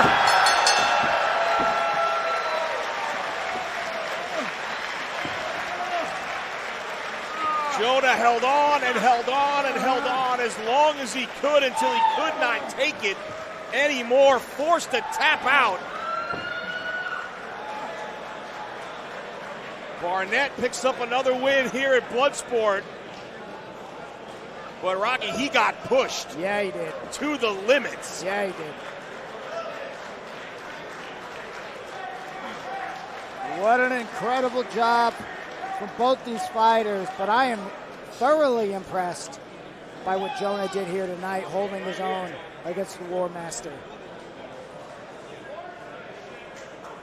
The winner of the fight, by way of submission, the War Master, Josh Barnett. And you see Jonah shaking his head. Obvious disappointment on the face of the big man, but nothing, absolutely nothing to hang his head about here. He went toe-to-toe with one of the very best in the entire world over the last 2 decades plus, and almost put him away on several occasions himself. And getting the respect of Josh Barnett is not an easy task. 100%.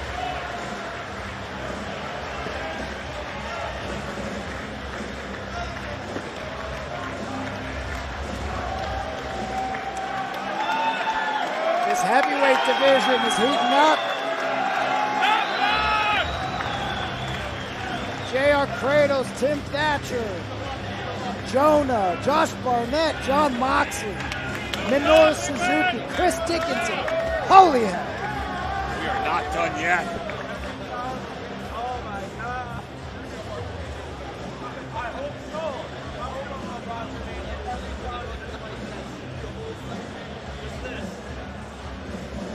Still got 2 more to go.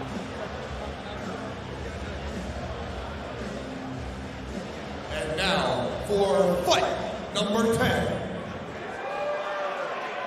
Now this is one, Rocky, that the minute it was announced, the internet immediately started buzzing. And I, for one, am very excited to call this one.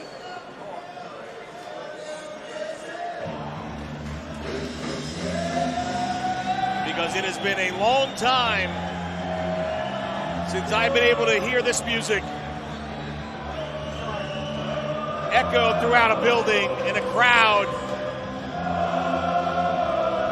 get as hyped up as they are about to get for our next entrant.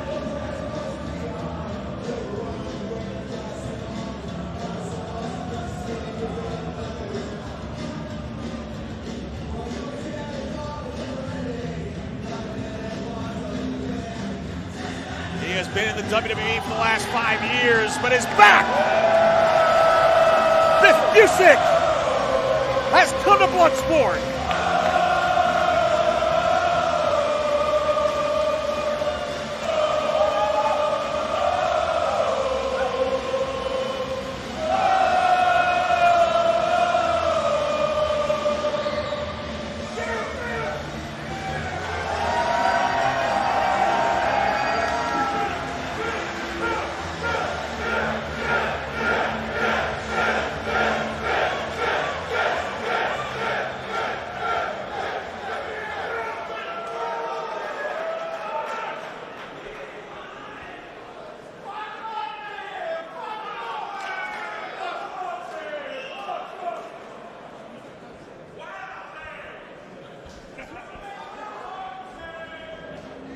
Biff with just a handful of matches under his belt since returning to independent wrestling after leaving the WWE.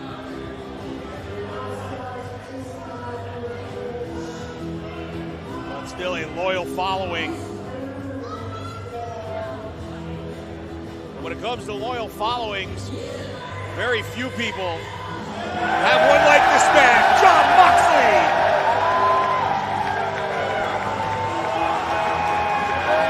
Has come to fight.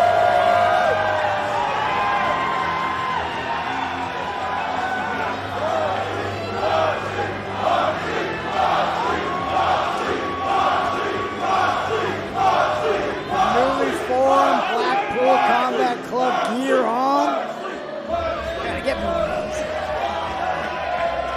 I ain't kidding you.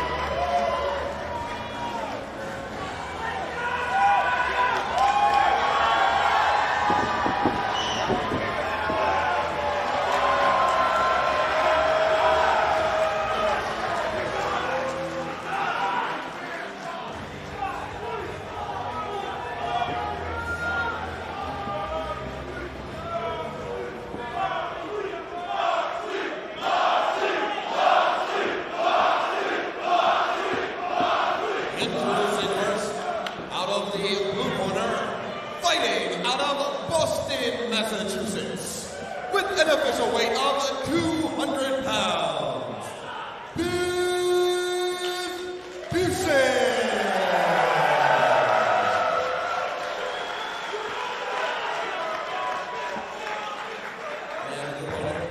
in the red corner, fighting out of Cincinnati, Ohio,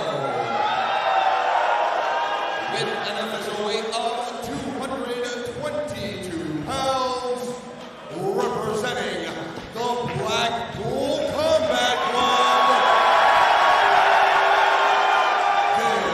this is Jon Moxley!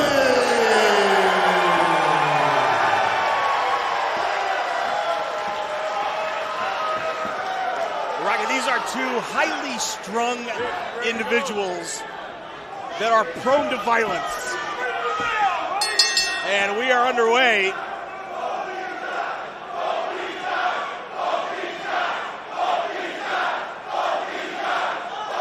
Sally, both these guys can't win. You know who does win? The fans here tonight. That's Yes, we are all winning tonight. Busick and Moxley squaring off here at Bloodsport 8. Still to come, Chris Dickinson and Minoru Suzuki in the rematch. Busick, former NXT Tag Team Champ, along with Danny Burch. Moxley, highly decorated. I mentioned the current GCW World Heavyweight Champ. Yeah, both these guys with a brawling style, but they can grapple a little bit. They've got a little submission technique. They love to strike, both of them. You also see the wrap around Moxley's leg, and the kinesio tape as well. Moxley suffered a hamstring injury. He's been pretty verbal about it. See if Biff's going to be able to take advantage of that giant bullseye on the body of Jon Moxley. He's the kind of guy that would take advantage of something like that. So, there's a guy that grew up knocking out Southies in Boston at a very young age, and now gets paid to knock people out. Pretty much a dream existence for a guy from the streets of Boston. Yeah. Ooh. Oh, Moxley. Heavy blows right to the back. No stranger to street fights in the streets of Cincinnati himself.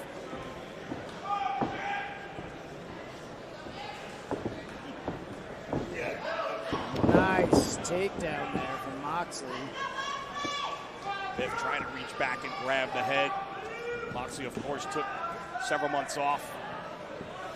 Recently trying to work on some outside of wrestling issues, and back probably in better shape than we've ever seen him in. He's leaner, I think he's quicker, and if you ask John, he probably says he hits harder now even than he did before. It's going to be a tough test for Biff, to be sure. Busick has side control. Moxley trying to fight from underneath. Yeah, Moxley not wanting to get caught in the bottom there. Moxley scoops him up. See what he can do with this. Nice. But Biff does not let go of the hold of Moxley's head. And John dangerously close to almost getting DDT'd from that position. 100%, yeah. And just think about all the energy you wasted on that, not even be able to get the takedown. Mox trying to get back on winning track here in Bloodsport, coming off a loss to Josh Barnett at Bloodsport 6 in Ybor City. After wins over Davey Boy Smith Jr. and Chris Dickinson. Come on.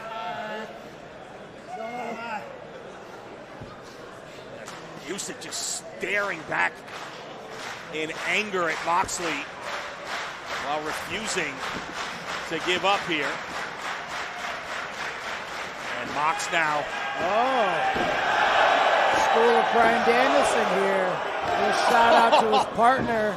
Oh, but nice single leg there from Usyk after absorbing those blows. Yeah, Moxley let himself open. Usyk doing a great job of controlling Moxley's head and body now. So again, back to a standing position. Oh, and dumps Usyk on the back of his head.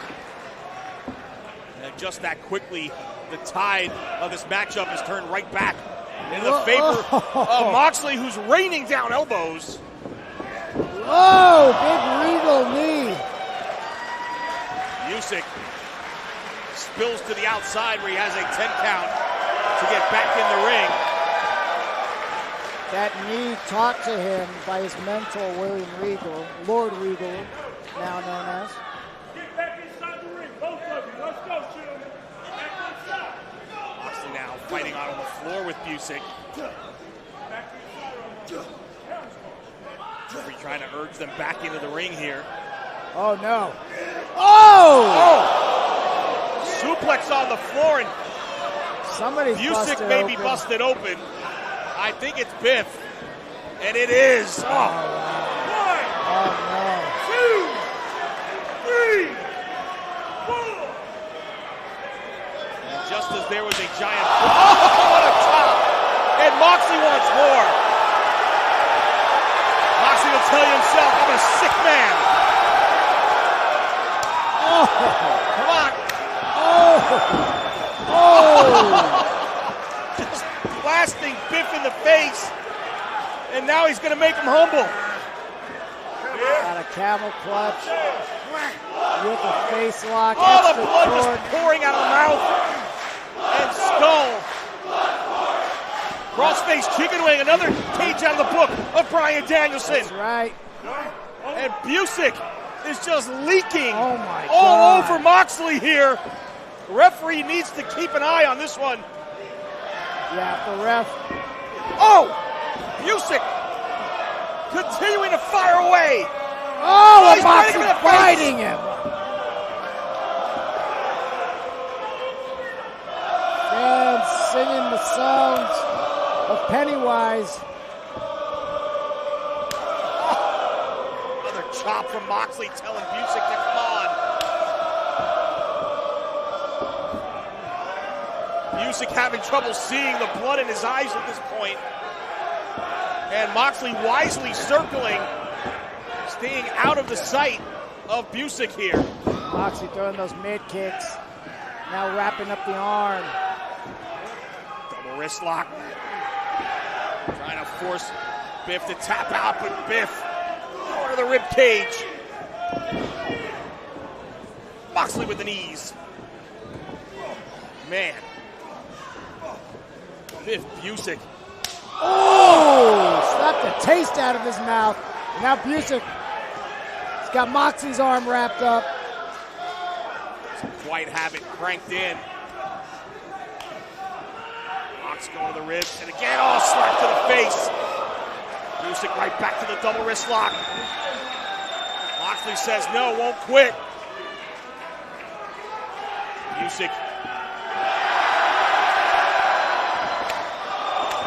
holding Moxley for those open hand shots. Oh, Moxley firing back.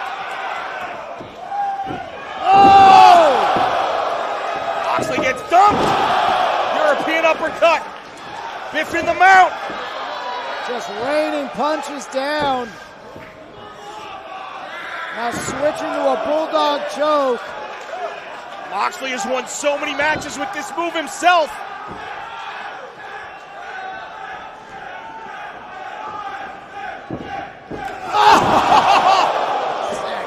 Busick turned inside out. Now Moxley raining down. Elbows on Biff Busick. Referee watching closely here. Biff has got to start defending himself. Those are getting heavier and heavier. Biff still trying to defend himself, but Moxley's got the head. Trying to lock it in. Cross heartbreaker.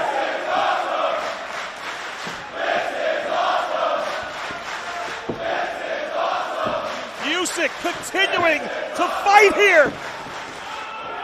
Oh! What is getting him what is keeping this man going? Up kick. That up kick was flush. Go behind. Oh! Half and half suplex.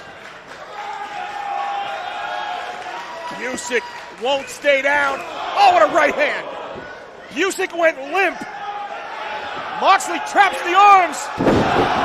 Death Rider. Into the choke. Busick's in trouble here. Moxley putting him on his belly. Oh, Mox crank it down. Yeah, that's in. Bulldog choke. That's in tight. Biff says no. What is it going to take to put Biff Busick away? Oh! Knees after knee.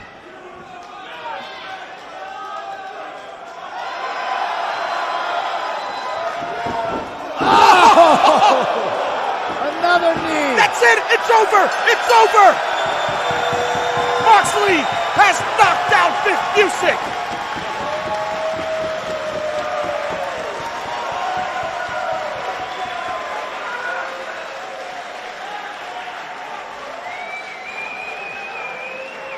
What a fight!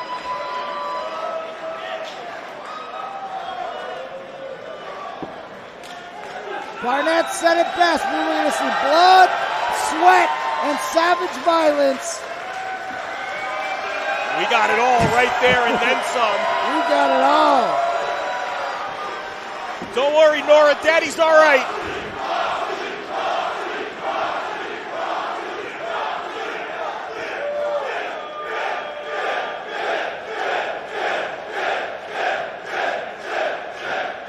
Two men just going at it.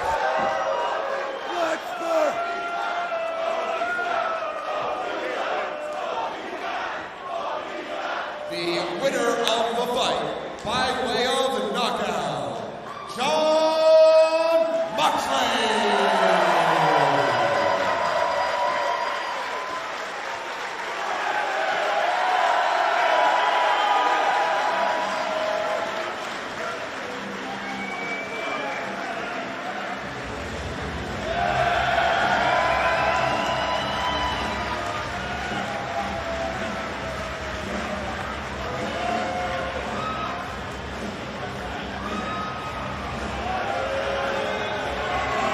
Giving the ring to Busick in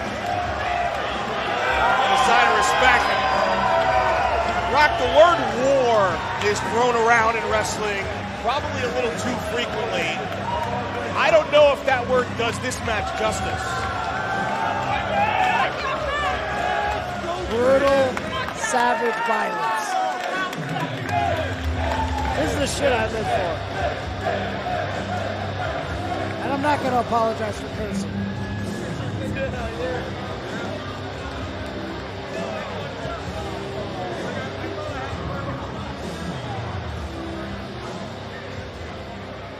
All right, Bloodsport fans, it is now time for the 11th and final fight. Main event time at Bloodsport 8.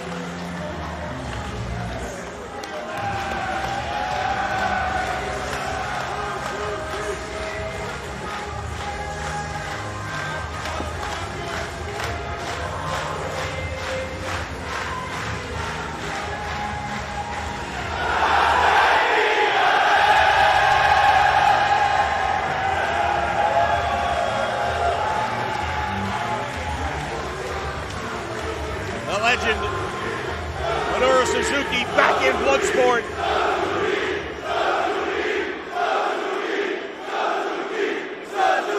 2-0-1 in his Bloodsport career. He knocked out Matt Riddle in New Orleans at the inaugural Bloodsport show. Went to a draw with Josh Barnett at the first rendition of Josh Barnett's Bloodsport in Jersey City. And then beat this man at Bloodsport 7 in Los Angeles.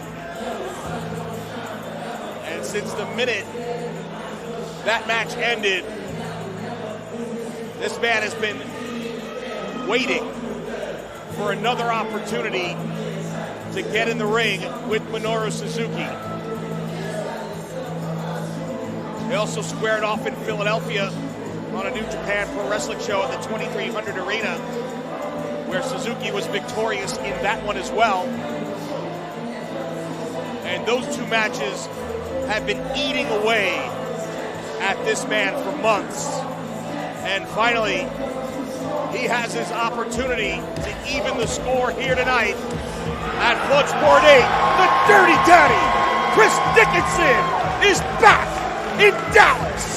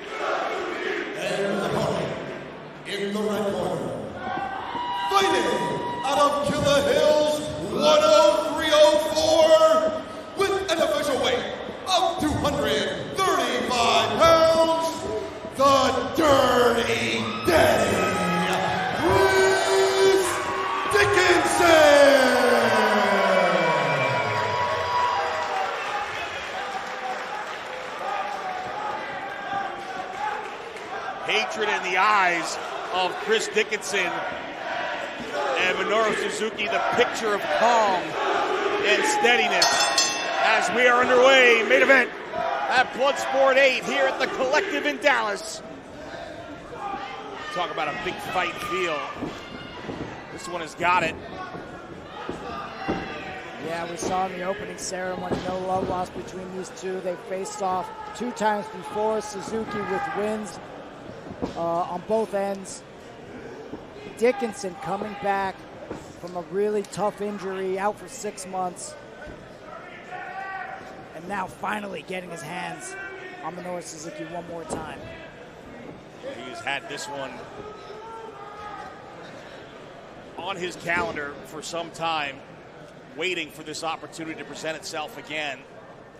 Trying to avenge those 2 defeats to Suzuki, whereas Suzuki says, quite simply, Chris Dickinson can't handle my punishment. And thus far, in their 2 matches, that has proven to be the case. We'll see what happens here tonight in Dallas. Is the 3rd time the charm for the Dirty Daddy, Chris Dickinson. Oh! And may have made a mistake right there.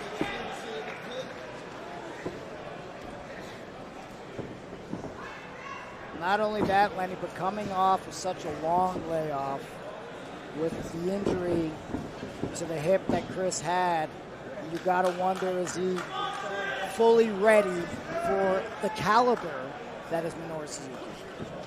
Well, 100%. The injury that Chris suffered is something that would keep most people out, doctors say, between 9 and 12 months.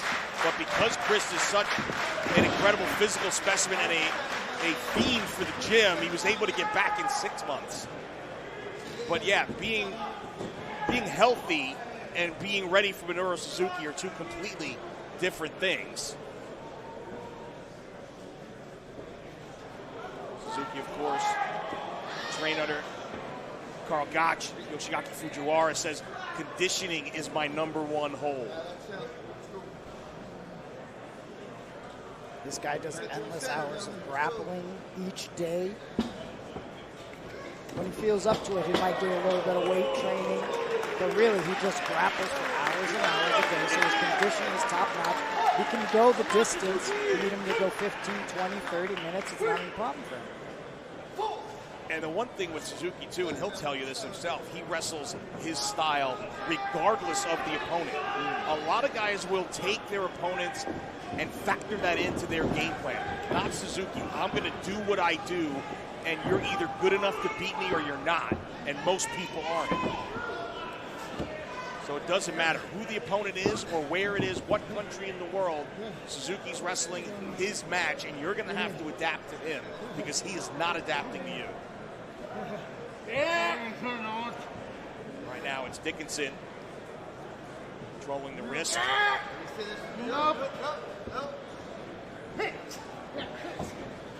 See, we're only a couple minutes in, Rocky. You see the perspiration all over Chris Dickinson, whereas Suzuki looks dry as a bone. And I wonder if that's because of how amped up Chris is coming into this match. As well.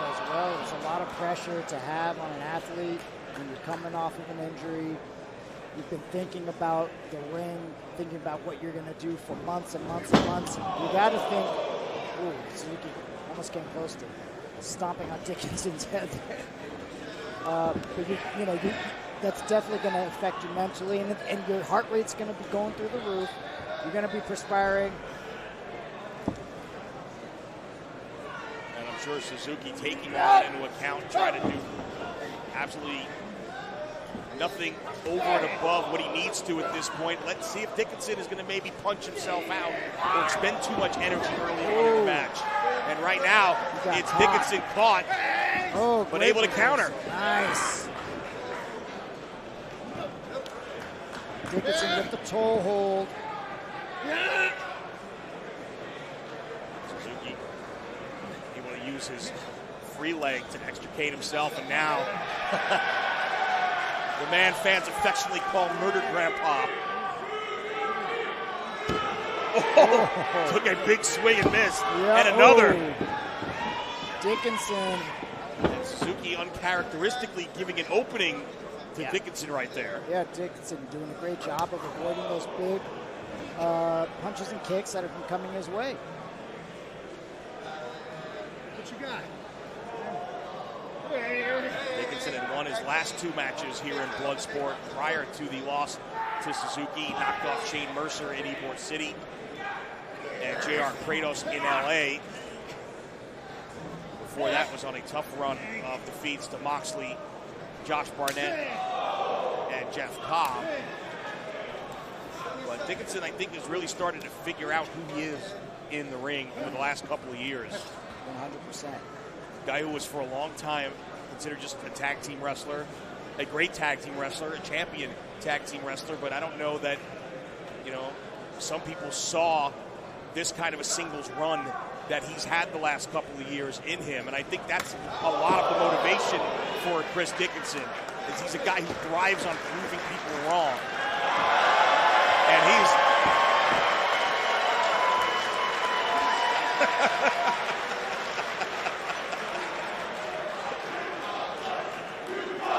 I think Murder Grandpa just woke up.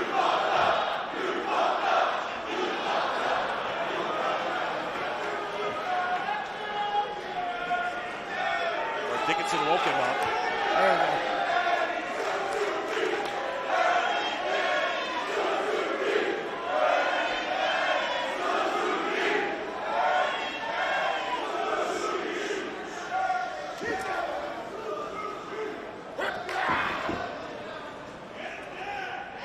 Dickinson's not afraid to trade with anyone. Suzuki, no exception. We'll see how it goes. The Dirty Daddy. Suzuki dug down for that one. Back comes Dickinson.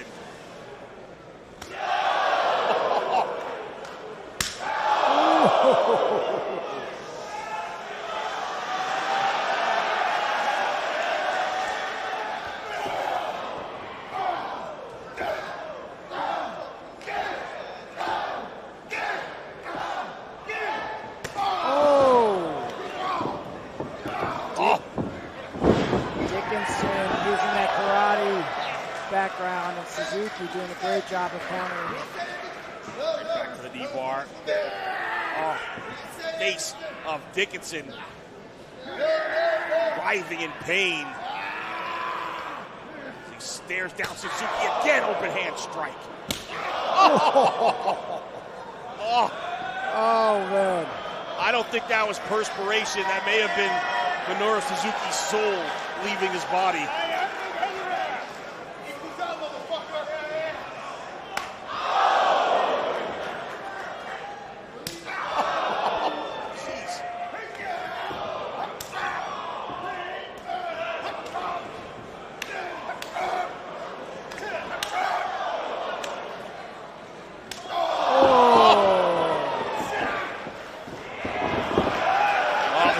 Was willing, but the flesh was weak. Dickinson was poised to return fire. I think he emptied the chamber.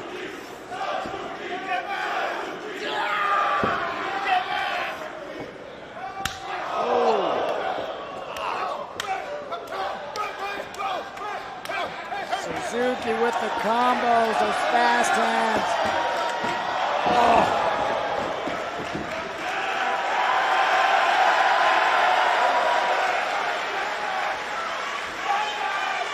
Wants Dickinson up.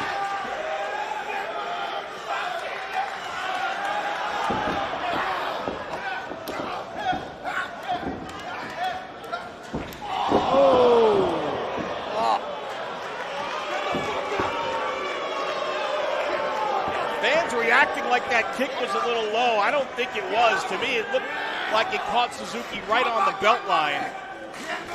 But Suzuki went down in a heap. He's back up. And again, Suzuki on the better end of that exchange. Step up. And Zagiri rocks Suzuki. And Dickinson now. Great buster. Elbows. Wow, big elbows. It's over! It's over! It's over! Chris Dickinson just stopped Minoru Suzuki. What a huge upset. This crowd is stunned. Suzuki stopped defending himself momentarily, and the referee jumped in and put a stop to it. That's a well-deserved win from the Dirty Daddy, Chris Dickinson. Being on the shelf for 6 months and coming back with a stoppage on Minoru Suzuki, that's massive. And you gotta know people in New Japan Pro Wrestling are watching. Such a big win on so many levels for Chris Dickinson. Not just the physical injuries, but a lot of hardships outside of wrestling. For Chris Dickinson, the loss of his stepfather right around the time of the first Suzuki match in New Japan. Suzuki livid at the stoppage. I don't think we're going to get that side-by-side hand raise in this one. The winner of the fight by referee stoppage, the Dirty Daddy, Chris Dickinson. A huge victory for Chris Dickinson. Surprisingly, hearing his share of boos from this crowd that was maybe 15 minutes ago on their feet for his entrance. Right. And he wants the microphone. Y'all motherfuckers want to boo me after I just whooped his ass? tell you something right now. If you ain't got no sympathy for me, I don't give a flying fuck. But don't you ever fucking forget, it don't matter where you come from, all over the fucking world, you step in this ring, those 3 letters say GCW, you in my fucking house! And I am fucking back!